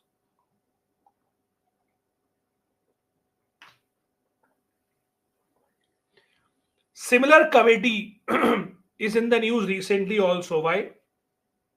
Similar committee as in committee of these three members only. Why is it still in the news? Yes, Fatima, correct. Similar committee of these three members only is in the news. Why exactly? Yes, Pari, Shreyank, Funny. Perfect, perfect, perfect. Because now this committee is responsible for appointment of Election Commission of India as well. Election Commission of India. As you know, the Election Commission of India, their appointment process was changed recently. First, the Supreme Court interfered. Supreme Court made a three-member committee. Supreme Court said Prime Minister, Leader of Opposition, and the Chief Justice of India should be involved. Then the government changed the law. Government said no, we don't want the Chief Justice of India. Third member should be a cabinet minister nominated by the Prime Minister. So the same committee recommends the appointment of Central Information Commission and recommend the appointment of the Election Commission of India also to the President. What are the qualifications? Who are the people who can become information commissioners? People who have experience in public life. Now, please read this carefully. Read this line for a minute. They shall be people of eminence in public life with wide knowledge, experience in law, science, technology. What it means is, in short, what the government wants to say is IAS officers. In short, that is what the government wants to say. IAS officer or other civil servants. So although the government does not write that we are only appointing civil servants here, but in 99.99% cases, in these cases, there are civil servants only that are appointed to these positions. Because the government wants to give an impression that we are not just appointing civil servants, it is open for everyone. Government does not write civil servant. Government says all these people are eligible. But if you actually see, this is just an expanded form of civil servants only. This is only civil servant, IAS officers, civil servants, etc. People who are appointed to this post should not be MP or MLA, should not hold any office of profit, or should not be connected to any political party, etc. So, government should not appoint anyone related to them. Any MP, MLA, member of political party, etc. They should not be appointed. Again, it is to underline the fact that usually the civil servants, IAS officers, were appointed in these positions. What is their condition of service? They have a 3-year tenure. Retirement age is 65. Not eligible for reappointment once their tenure is over.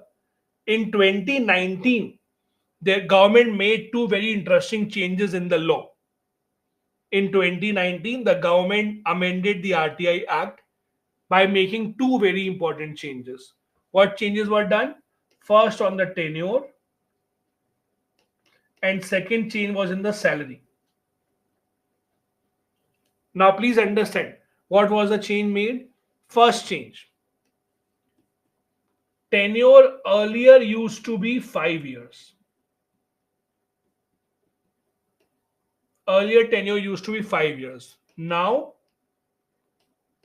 the government decides the tenure. Now, this is interesting. And the government has decided 3 years for now. The easiest way for any government The easiest way for any government to cut down the power of any body is to cut down their tenure. Please remember this. If the government wants to cut down the power of any agency, the easiest way to do that is just cut short their tenure. The lesser tenure that they will have, the lesser powers that they would have. Even better, government wants the power to change the tenure whenever they want. And that is what the government has done here. In 2019, the government said that we will decide the tenure from time to time. If the government wants to increase the tenure, they can. If they want to decrease the tenure, they can. So the government decides the tenure on a time to time basis. Right now it is 3 years. That was the first big change. Second big change was salary. Now, what was the change in the salary? I'll just tell you.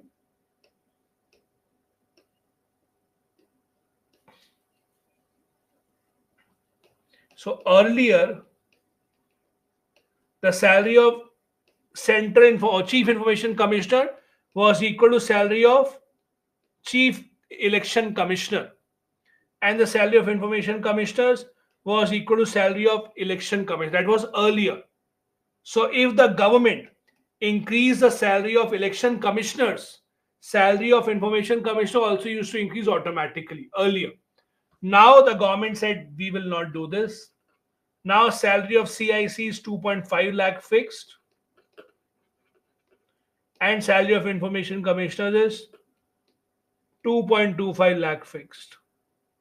Why? The government said that the level is very different. Election commissioner is a constitutional body, much more important. Information commissioner, not a constitutional body. Information commissioner is statutory body. Not saying that it is not important, but it is not at the same level.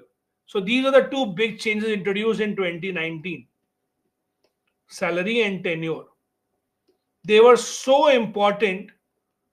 There was such a big debate when the government did this. They were so important that UPSC asked the mains question specifically on this.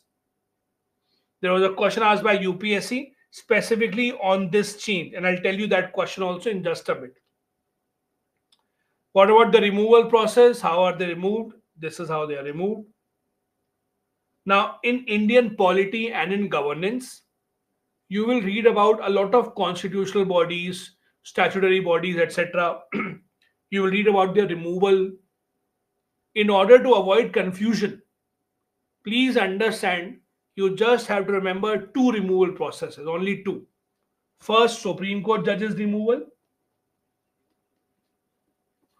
and second, UPSC members removal. If you remember these two, almost all of them are the same. For example, Supreme Court judges are removed in the same manner as High Court judges, removed in the same manner as the CAG, removed in the same manner as the Chief Election Commissioner. UPSC members removed in the same manner as National Human Rights Commission, same manner as CIC, same manner as Central Vigilance Commission, same manner as National Human Rights Commission, etc. So if you just remember two removal processes for Supreme Court judges and for UPSC members, you should be able to cover almost all the others. This is how the UPSC members are removed. President can refer the matter to the Supreme Court.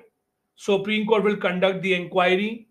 Supreme Court will see if the person is insolvent, means bankrupt, if they are convicted on any offense of moral turpitude, means moral nature, if you have engaged in any paid employment outside office, if you are of unfit mind or body. Supreme Court will conduct the inquiry after the president request.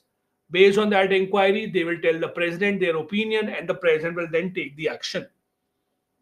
That is how it works. All these are removed in exactly the same manner. CIC, NHRC, all these are removed in the same manner.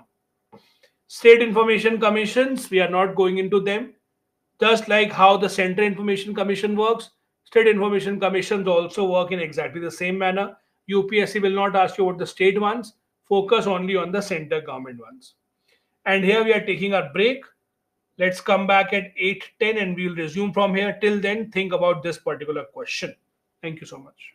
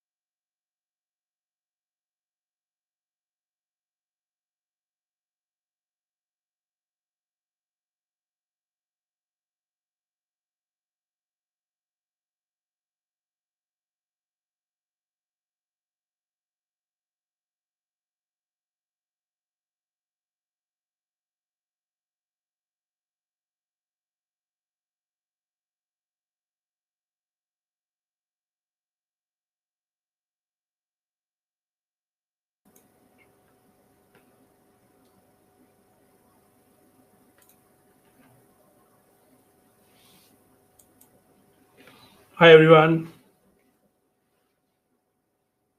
I hope you got a bit of time to think about this particular question.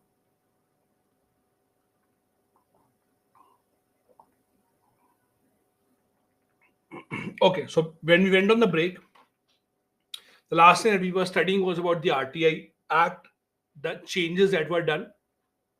As I told you, in 2019, there were two big changes that were made in the RTI Act. The main changes were tenure and the salary. They were so important that the UPSC asked a question specifically on these two changes in the next year. And that was a question here.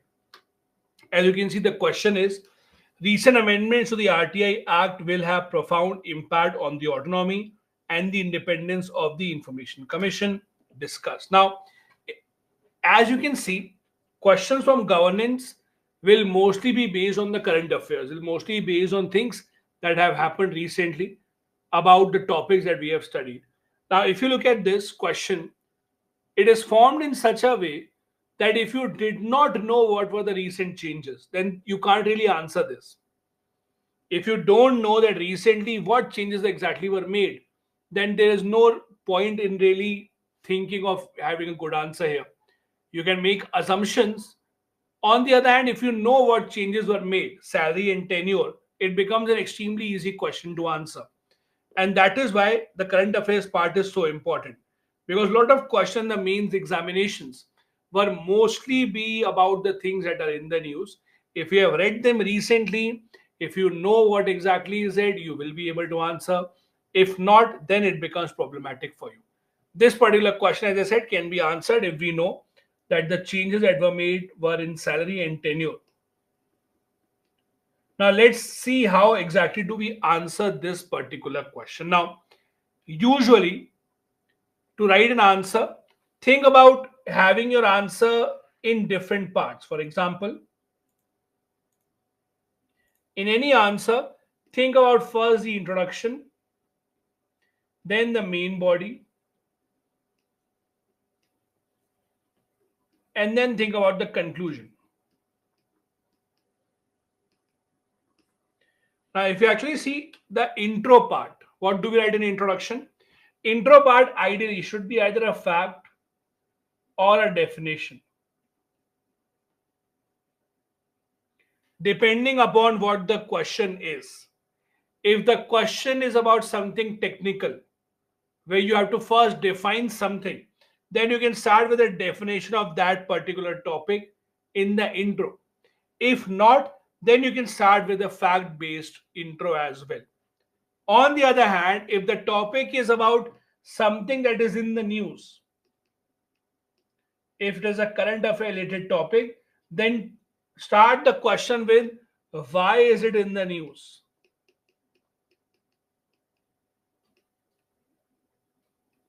These are some of the ways that you can write an introduction in the beginning. Either give a fact about what is being asked. I'll give you a simple example. Let's say there is a question about, let's say, farmer suicide. There's a question, let's say, about farmer suicide and what is the government doing about that. Now, in that kind of a question, you cannot define. There is no definition of farmer suicide. Everyone knows what is a farmer, everyone knows what is suicide. So you can't define that. So in those kind of questions where you can't define anything, it's good to go ahead with a fact. So if you know a fact about farmer suicide, for example, if you can write that in 2022, these many farmers committed suicide as per the National Crime Record Bureau, that will be a very good introduction. So these are the things that you need to keep in mind while giving introduction. Either give a definition. Definition is usually given when a particular technical term is being used, technical question is being asked. Science-based questions, etc., they will usually have definition in the beginning. Fact-based introduction can be written if something is in the news or some very simple, straightforward question is asked here. Then comes the main body. Now, in the main body, one question that many people have is, do I write in pointers or do I write in paragraphs, right? Now, this is where you have to understand that there needs to be a combination of the two. You can't just see or say that I will write in only one manner. For the examiner also, it's important for the examiner to see that you can write in various ways. The examiner must have confidence over you that you are able to tackle question in different ways. So it really depends on the question. What kind of a question is it? For example, usually in optionals, please understand this. Usually in optional papers, whichever optional that you have, prefer writing in paragraphs. Because optionals basically require a much deeper understanding of the topic. They require a much more detailed answer. So in optionals, which are optional that you have taken, PSI or PubAd, geography, which are optional that you have, usually paragraph is suited better. In the GS part, even the point wise structure will work depending on what exactly is being asked. Now conclusion can be either a summary or usually way forward. Now where do you write way forward? You write way forward when either a suggestion is being asked or there was a problem asked in the question. For example, again, understand this. If a question is about, as we said, farmer suicide in India, then in the last part of in the way forward, you can write about the suggestion. Way forward means how to now reduce farmer suicide. What measures do you suggest to improve the situation to curtail farmer suicide? So, way forward has to be written when you are suggesting something, when the question is about a specific problem. In, for example, history based questions, you can't have a way forward. History is already done. History means something that is already done, already in the past. So now you can't suggest a way forward in history. So, depending upon what the question is, you have to make sure that you write this particular answer. That is how it usually works. Now, there is a specific way in which you can divide the word limit as well. In an ideal situation, whatever number of words are given to you, try and see if you can write 10% in the introduction, 10% words in conclusion, 80% the main body.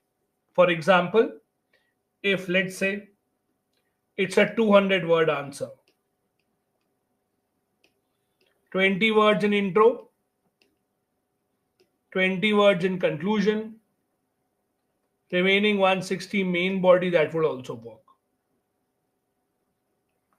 See, the idea is the examiner would not have time to count each and every word of yours.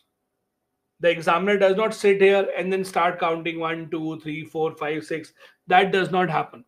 The examiners are very, very experienced people who have been checking copies for many, many, many years. They will just look at your copy and make an assumption that how many words are written on this page. That usually works on that assumption. It's not an online exam where computer will tell you how many words are written. No one has a time to count your words. Word limit is usually suggestive. It is given so that you also utilize your time better. The examiner will not read and try and see each and every word of yours. That is not how it usually works. Please do understand that. Now, this particular way again is best suited to write answers in GS 1, 2, 3, 4. Introduction part should not go beyond 2 lines. One line intro will also be good enough. In 2 lines, you can wrap up most of the intros. Now, let's see this question again. The question was recent amendments to the Right to Information Act have a profound impact on the autonomy and independence of the Information Commission discussed. That is what the question is specifically. Guys, one thing that please understand this, in case you are asking questions in the chat and then you are getting angry, why am I not responding? The reason is there's a doubt section where you're supposed to ask your questions. So whatever question that you have, try and ask them in the doubt section and the SME will answer them rather than spamming the chat, because that will not really help anyone. Okay, let's see what kind of answer can be written here. Let's start with the introduction. So again, the introduction, we are writing a fact here. about the RTI law.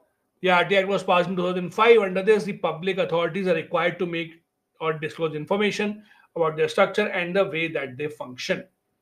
Now, since the question was about amendments, we have to first clarify in the answer what are the amendments that have happened. As I said, the amendments have mainly been about the tenure and the salary. This is what we'll have to mention in the main body so that you can tell the examiner that you know what amendments have happened. Because the question has still not clearly or he has not defined clearly what exactly the amendments are. So you have to define it yourself. So these are the amendments that have happened. Smriti, I am not saying ask in doubt session. No separate session is being held. What I'm saying is in the chat, there's a doubt section. There's a doubt section in the chat. Write your questions there. I'm not saying doubt session. There's a doubt section in the chat, so try and ask your questions there. That's what I'm telling you. Okay, so I hope that clarifies. Anyways, so in the main body, we first define what exactly are the amendments that have happened. Then we'll write about why these amendments have been done and the issues with the amendments, because that is what the question mainly is about. That is the amendments that have been done and the impact that they would have.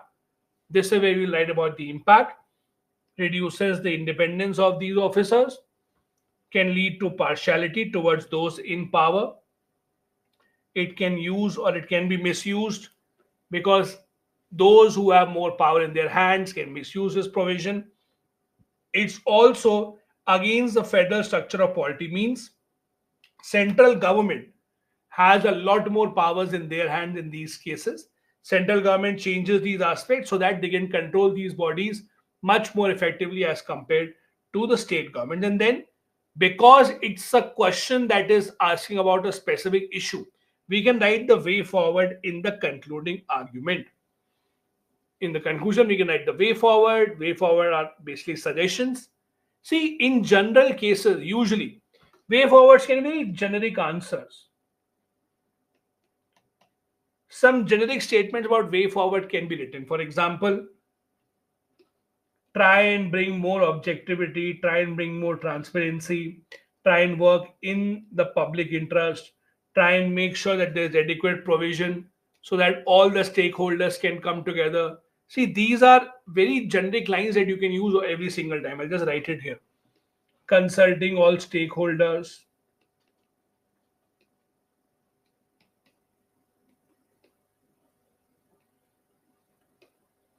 exploring synergies. These are very generic lines that you can use that will be applicable to most of the answers when you're writing suggestion, when you're writing way forward, and that is how you can conclude this as well. So that's how basically you can write this kind of introduction. Now, please understand this. Governance specifically is in your mains syllabus. If you look at your main syllabus of GS2 paper, this is where you will find governance, but in reality, you might find a few questions from governance even in the prelims examinations. So, for example, the RTI topic that we are studying here, I'm not saying you will not find RTI or the CIC topic in prelims as well. You might find these topics in the prelims examinations as well, because most of them have a certain bit of overlap with Indian polity. And that is why you'll find them in the prelims exam as well. So, although it is a main specific subject, but from time to time, wherever it is possible, we will be discussing some prelims questions as well. So don't worry. When we end a topic that is relevant for the prelims exam also, we will discuss prelims related questions as well. Let's go back to the RTI for now. Now, we just studied one aspect of RTI from the people point of view, from the citizens' point of view. From the point of view of the citizens, they want information to be given to them. From the point of view of the citizens, they would want the government to be transparent. But on the other hand, there's also a need to balance it out. As we discussed in the beginning, you cannot expect the government to be 100% open or transparent, because there will always be some bit of information that has to be kept hidden. There will always be some information that the government cannot share. And this is why there is a need for balance in the RTI, meaning that there are some exemptions wherein certain information will not be shared with you. Now, there are various views on these exemptions. Some people support the exemption, some people say that it is too much, but there are certain exemptions. Let's see.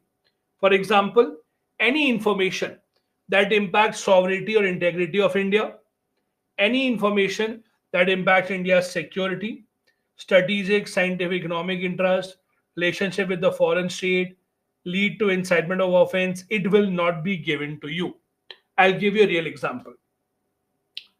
You all would have heard these stories that there is black money in Swiss accounts, right?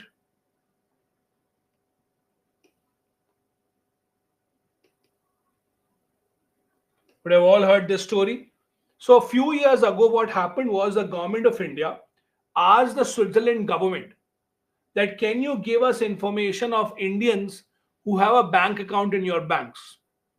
So Indian government asked Switzerland government, please share information of the Indian citizens that have an account in your banks. So Switzerland government said we will not give it to you. People trust our banking system. People come to open bank account because they know that we will hide their information. So we cannot share this information with you. The government of India said, please share this information and we promise we will not make it public. Now let's assume the government of India promises Switzerland, give us an information, we'll not make it public. Now that information cannot be given to you under RTI. Why? Because it will impact India's relationship with a foreign state. Any information that is taken by or that is taken from a foreign entity by assuring them that it will not be given to the public, that information will not be shared under the RTI. Any information that causes contempt of court or breach of legislative privilege, breach of privilege, for example, I'll give you one more example here. In Indian polity, you would have read Parliament of India can also have secret meetings or closed door meetings where no one from the outside is allowed.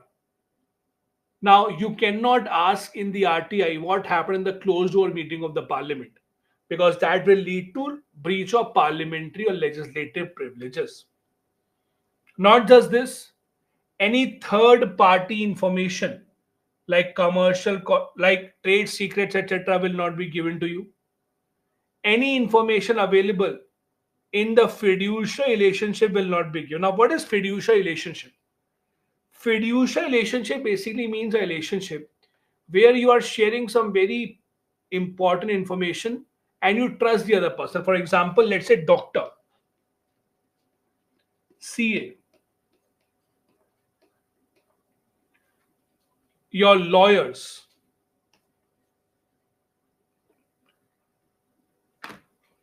These are people who know almost all your secrets.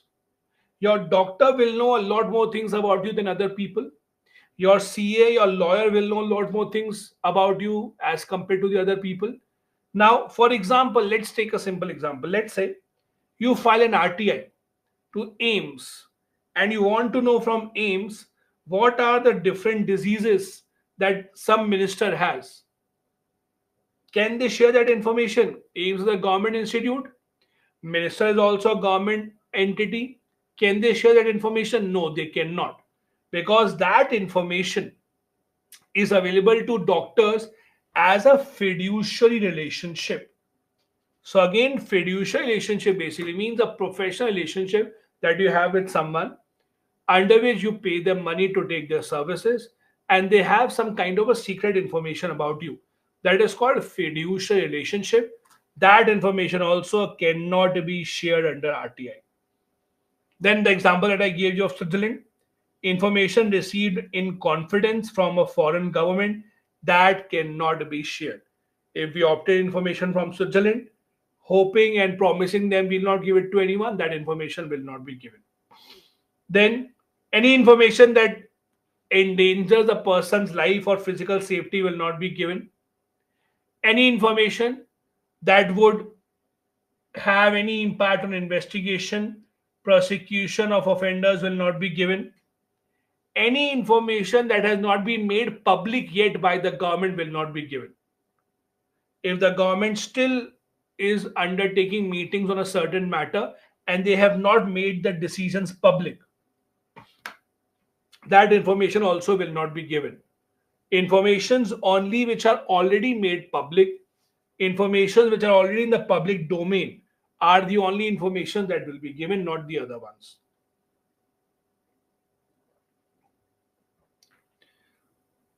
Information related to personal info will not be given. For example, let's talk about a minister.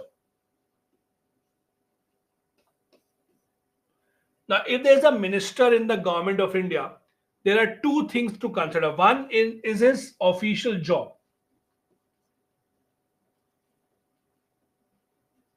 and second is his personal life. Now, the questions that you have or the question that you can ask from the minister are about his official job. You can ask questions about the official job of the minister and not about the personal life. For example, you cannot ask minister's family, you cannot ask where does the minister live, the background of the minister, tell me about the parent, tell me about his family business. No. Personal information which has no relation to public activity, that will not be shared. Only official information can be asked for. No information that would have infringement of copyright can be shared. For example, let's say you file an RTI with ISRO, ISRO, Indian Space Research Organization, and in RTI you tell ISRO, can you tell me how to make Gaganyaan? I also want to make a satellite of my own. Please share the process of making Gaganyaan. Do you think they will share that information with you? Obviously not. Can you file an RTI with DRDO? Ask DRDO how to make a missile. Please tell me in the RTI, I want to know how to make a missile. I'll make it at my home. Can they do that? Obviously not. Why? Because it is an infringement of their copyright. It is their intellectual property. They will not share it with anyone. One more tool that the government uses, or rather misuses, to hide information is called the Official Secrets Act, OSA 1923. As the year suggests, 1923, as the year suggests, this is a law that was introduced by the British. Every government around the world always keeps certain secrets, confidential files, etc., that they cannot share with anyone else. Now, what happens in this case is, let's assume you file an RTI with the government of India. The government of India can say, we will not give this information to you because this is an official secret and you cannot ask any questions to the government on that. That is problematic. Why? The reason is there is no definition of what is an official secret. The government tomorrow can call any file as an official secret. The government can say this is an official secret, that is an official secret. There is no definition of what exactly is official secret and what is not an official secret. That becomes problematic because, in order for the government to make sure that the Official Secret Act is used or misused, the government basically tries to hide as much information as possible. Let's say you want to ask how much has the government spent on buying oxygen concentrators during COVID-19 crisis. When you ask for that information, they might just reply that we cannot share this information since this is protected under the Official Secret Act. That is a big problem. Official Secret Act is being misused by the governments to ensure that they don't have to give out the information. We'll talk about this act in just a bit in a lot more detail.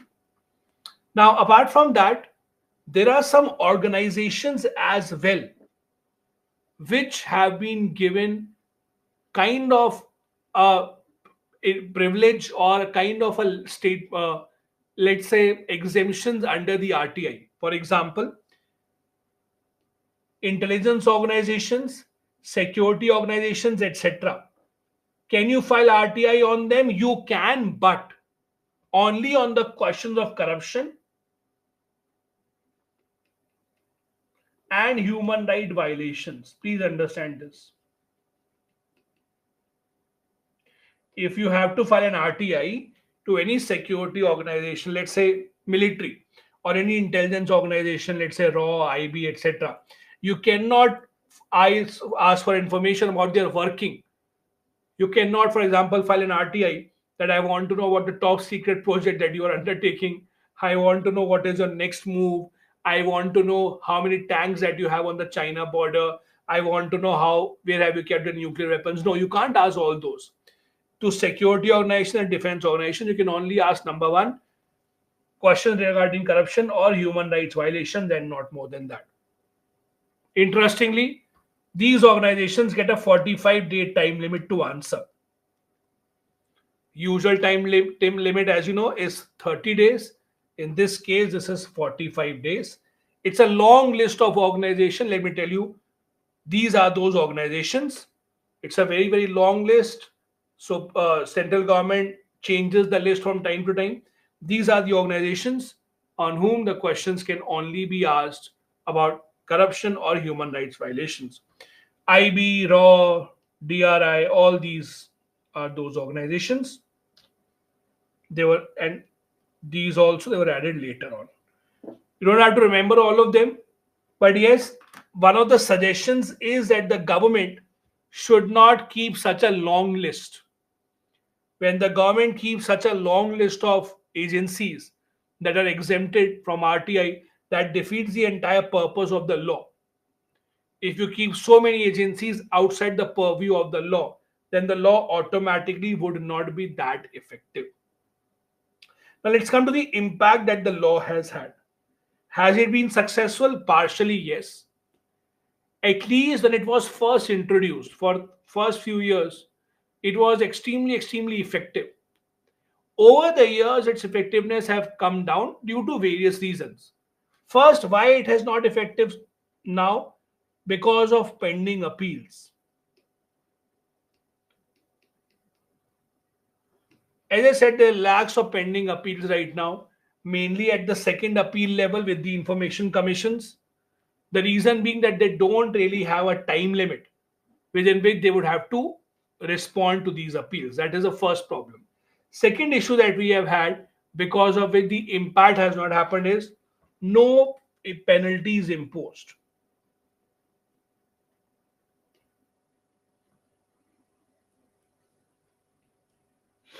Now, what do I mean by this? Please understand. In the original law of the RTI says within 30 days, RTI has to be responded to. Now, let's assume 30 days have passed and the person has not been given any response. Let's say you filed an RTI, you want to know something, 30 days have passed away, and you don't have a response yet. The law says in such a case, Information Commission can impose a fine on the officer who has not responded, who is supposed to respond. Again, the law says that the officer can be fined by the Information Commission if they are failing to respond. But we have seen in the past few years, Information Commission has not imposed any penalties. Because these penalties have not been imposed, that is why officers think that even if they don't give information in 30 days, nothing really will happen to them. And that also has reduced the impact of this. Third, misuse by so-called RTI activists.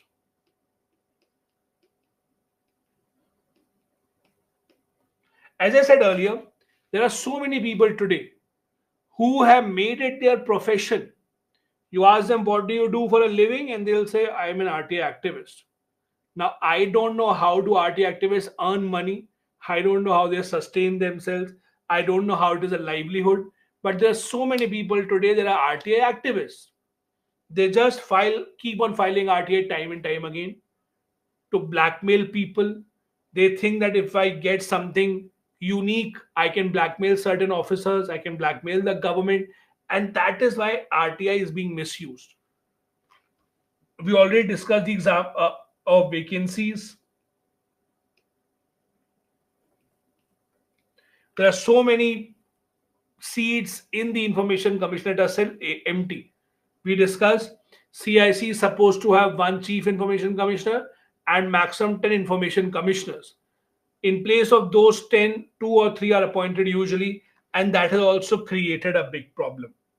So while it started as a very impressive law, in some cases it still is, but its impact has come down drastically. I still remember, uh, we used to be very small. We used to be in school when this RTI law was first introduced. I still remember one of the first cases of RTI that came in the news. So apparently, the case was, there was a lady whose scooty had been stolen. I think Ghaziabad or Noida, something like that. Her scooty had been stolen. She had filed a complaint in the police station. As usual, police did not really do much. Police said, "Okay, come back tomorrow." A lot of days had passed. So someone suggested her file an RTI. So what happened was she filed an RTI, and in RTI she said, "I want to know the status of investigation of my case." She said that I have filed a case. I don't know what is the status of investigation. I want to know where has the investigation reached. Apparently, it became such a big deal because in the initial days, no officer wanted to be caught against RTI or caught not responding to RTI. And the story was, when she filed the RTI, within a few days, a scooty was found by the police. So it became very famous that, oh, RTI can be such a good law. And the use of RTI in that case was against the police or to know the investigation. Many people filed an RTI after that on similar lines, asking the police about the status of investigation. But it is not as effective now, because initially, when it was first introduced, officers who were not responding, they were imposed penalties, there were fines imposed on them. But now we do not see any penalties or fines, etc., being imposed on any officer. And that is why it has created a lot of difference. It has had transform, or it has transformed rather, into a grievance redressal tool. Grievance redressal tool basically means, see, originally RTI was supposed to give out information, but people have used it mainly to file their complaints rather than taking out information. The police example that I'm giving you of that lady, she did not ask for information about a specific fact. She asked an RTI, or she filed an RTI to know the status of the investigation of her FIR. So RTI is becoming more into a grievance redressal tool. It has helped in exposing some scams in the past. Government officials, government officers, all of them are much more aware of it. All of them are much more careful in their activities. It has also led to other right-based legislation. Means similar other laws have been found: right to information, right to food, right to education, right to work, like Manrega, etc. All of these have come up. RTI applications have been able to provide information to people as well. Now, the other point of the story is, many politicians are against RTI. Not just politicians. Many civil servants are also against RTI. And I'll tell you why. Try and understand this. See, many civil servants say that we don't like how RTI works. I'll give you a real example. Let's say you are a DM or a collector. In your district, there were floods and many people lost their houses. Some people died also. The government announces that whoever has lost their house, wherever the house has been damaged, the government will give 5 lakh rupees compensation. As a collector or the DM, you will be given the responsibility to identify the people whose house has been damaged, and you will issue the check of 5 lakh rupees. What do? You ask the people to come to your office, submit the paperwork, submit the proof that they had a house, so that you can verify that, and then you can give the money. In this process, let's imagine an old poor lady comes to your office. This old lady says that her house was damaged, but she does not have any paperwork to prove that it was her house. What do? You are a good civil servant, you are a kind hearted person. You ask around, you ask other people, was she living in that house or not? Was it her house? Many people say yes, it was her house, although she does not have the paperwork. So, you being the good gentleman or gentle lady that you are, you said, okay, I will still give you the check of 5 lakh rupees. You gave the check, everything is fine, great. After a few months, some RTI activist will wake up, he will file an RTI to get to know who were the people who were given 5 lakh rupees by you. He will get a list of people who got 5 lakh rupees. Then he will come to know that in this list there is a lady who got 5 lakh rupees without showing the paperwork. Now, this RTI activist will tell the IAS officer that I will expose you. I will go to the news and say that you are corrupt. You took 2 lakh rupees of corruption from the lady. If you don't want me to break this news, give me 2 lakh rupees. Otherwise, I will ruin your entire career. I will tell everyone that you took money. I will tell everyone that that lady was fake. Now, as an officer, what do you do? The only thing that you can do as an officer from next time onwards is not to help anyone, because not helping anyone is not an offense. As a civil servant, as a bureaucrat, you cannot be punished for not helping anyone. That is something that RTI law has done. It has created a fear in the minds of officials, where the officials say that now we don't want to go beyond our duty. Now we just want to do what our bare minimum duty is. And in that bare minimum duty, if someone is right, we will give them the money. If not, we will not help them. We will not go out of the way. That has created a problem. I'll give you one more example here.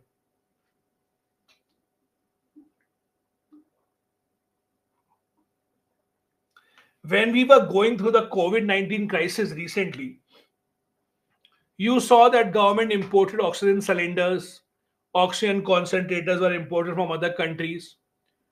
There was a case when many thousands of oxygen concentrator cylinders were imported from other countries. They were at the Delhi airport, and it took them many days before they could be transferred from Delhi airport to the hospitals in Delhi. Why? Because some civil servants had not signed on it. There was a lot of paperwork to be done, files had to be transferred. Many people started blaming the bureaucracy. Many people started saying, oh, see, our bureaucracy is so bad. The bureaucracy is supposed to expedite the process. People are dying. Why don't we just transfer the cylinders and we'll do the paperwork later? Let's first save people. We should do the file and the paperwork later. Let's send everything to the hospitals. But the civil servants were not doing this. Why? The civil servants were not doing this because the civil servants knew that today they will be appreciated that I did not do any paperwork. I gave cylinder to the hospital.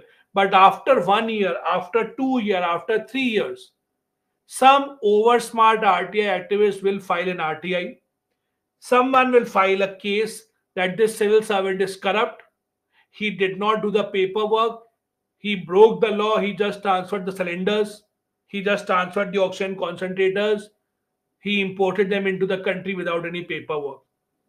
Civil servants don't want to spend their retired life in the court. They don't want that after their retirement, people will go to court against them. That is why you will see many people in civil services prefer not taking a decision rather than taking a decision. I hope you are able to understand this. If you see, many civil servants understand the fact that if they take a decision, they might be questioned later on and they will have to go to court time and time again. And it is the reality of many civil servants. There are so many civil servants in India right now who are retired, but against whom there are cases going on. They will have to go to the court time and time again. just to prove that the decision they took 20 years ago or 10 years ago was the right decision. This is something that RTI law has done. The RTI law has put that fear into the minds of the into the bureaucrats, into these officers, that any of their question, any of their decision can be called into the question. There are some issues with the law. It has certain vague phrases and terms. For example, remember we discussed about substantially funded NGOs.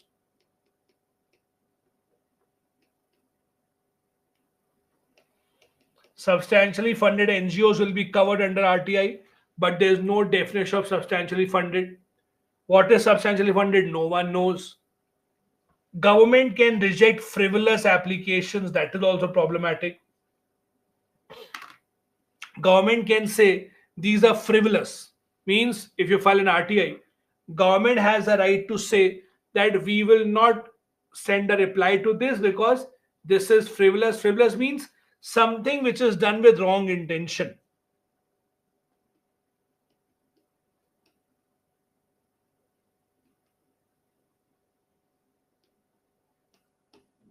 The government official, the government departments can and they do reject RTIs, calling them frivolous and no, these are not with good intentions. Then the government also can abuse the exempted organization list. As we just saw the long list of exempted organizations, the government many times extends that list to give a lot more power and immunity to many organizations that don't want to be responsible, that don't want to be accountable. And that is also a big problem.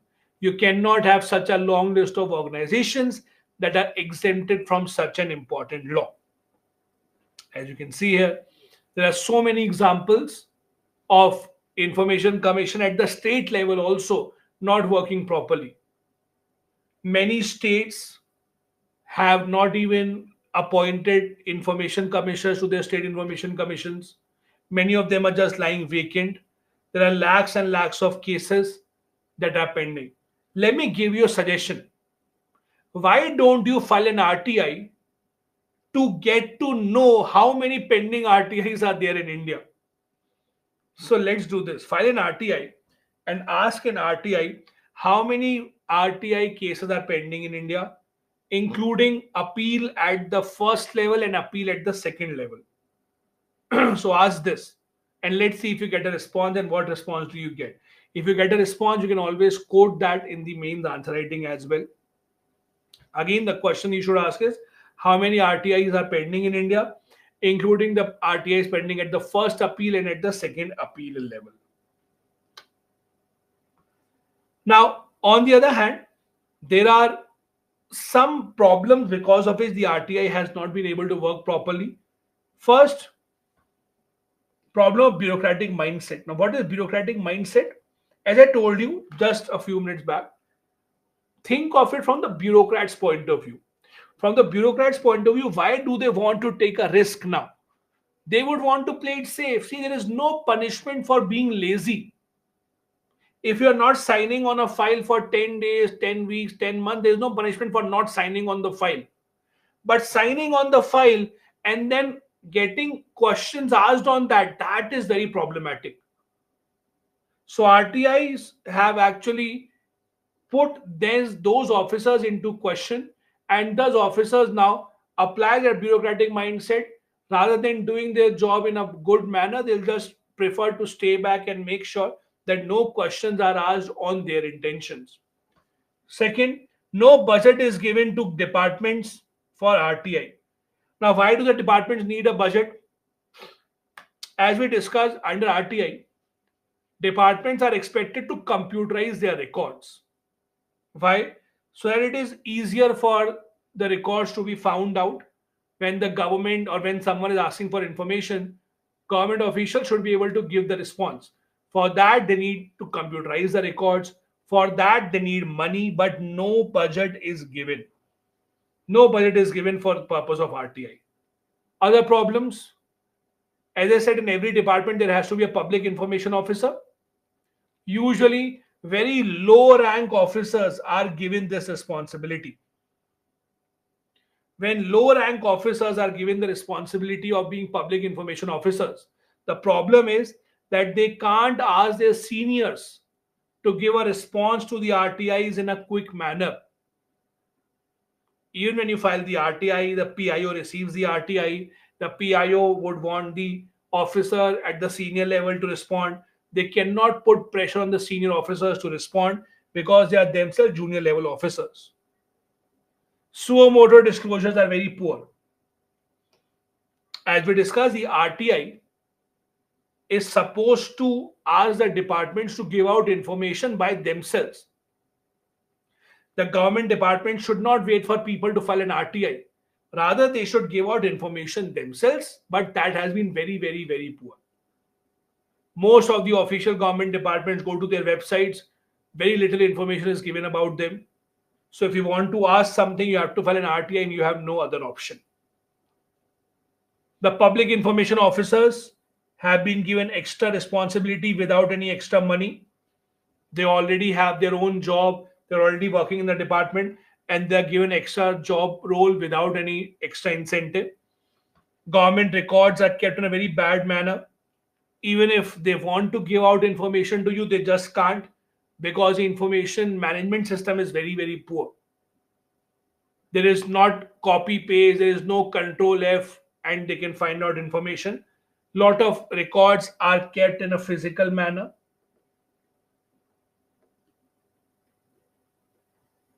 Because of these physical records, they can't give out information in a timely, detailed manner. Then penalties are very rarely used, as I told you. Even if the officers don't give out information on time, penalties are not imposed on them. Central Information Commissions have not given their annual report for some time. All these are supposed to give annual reports about what did they do throughout the year. Many of these reports are delayed. Information commissions don't have any contempt power. Now, this is a very interesting. At the second appeal level, if the Information Commission tells the government that you should give out this information, you cannot hide this information, even then the information commissioners can't force the government to give out anything. Let me repeat. Even if the information commissions tell the government department to disclose information and the government department still does not listen, information commission cannot do anything. They don't have the power to punish someone for their contempt. Means if a government department did not listen to the orders of information commission, they can't do anything. Pending cases, vacancies in information commission, something that we just discussed, all these are issues that still remain in RTI law. For the citizens, there is lack of awareness. All of you here are learned, respected people. Many of you in the past would have wanted to ask questions to the government, but very rarely do people file RTIs. Filing of RTI is very, very rare. There is lack of awareness. And many people, as I said, have become RTI activists and they have become blackmailers. Rather than taking out information, they try and take out information to blackmail officers. That is also going against the RTI law.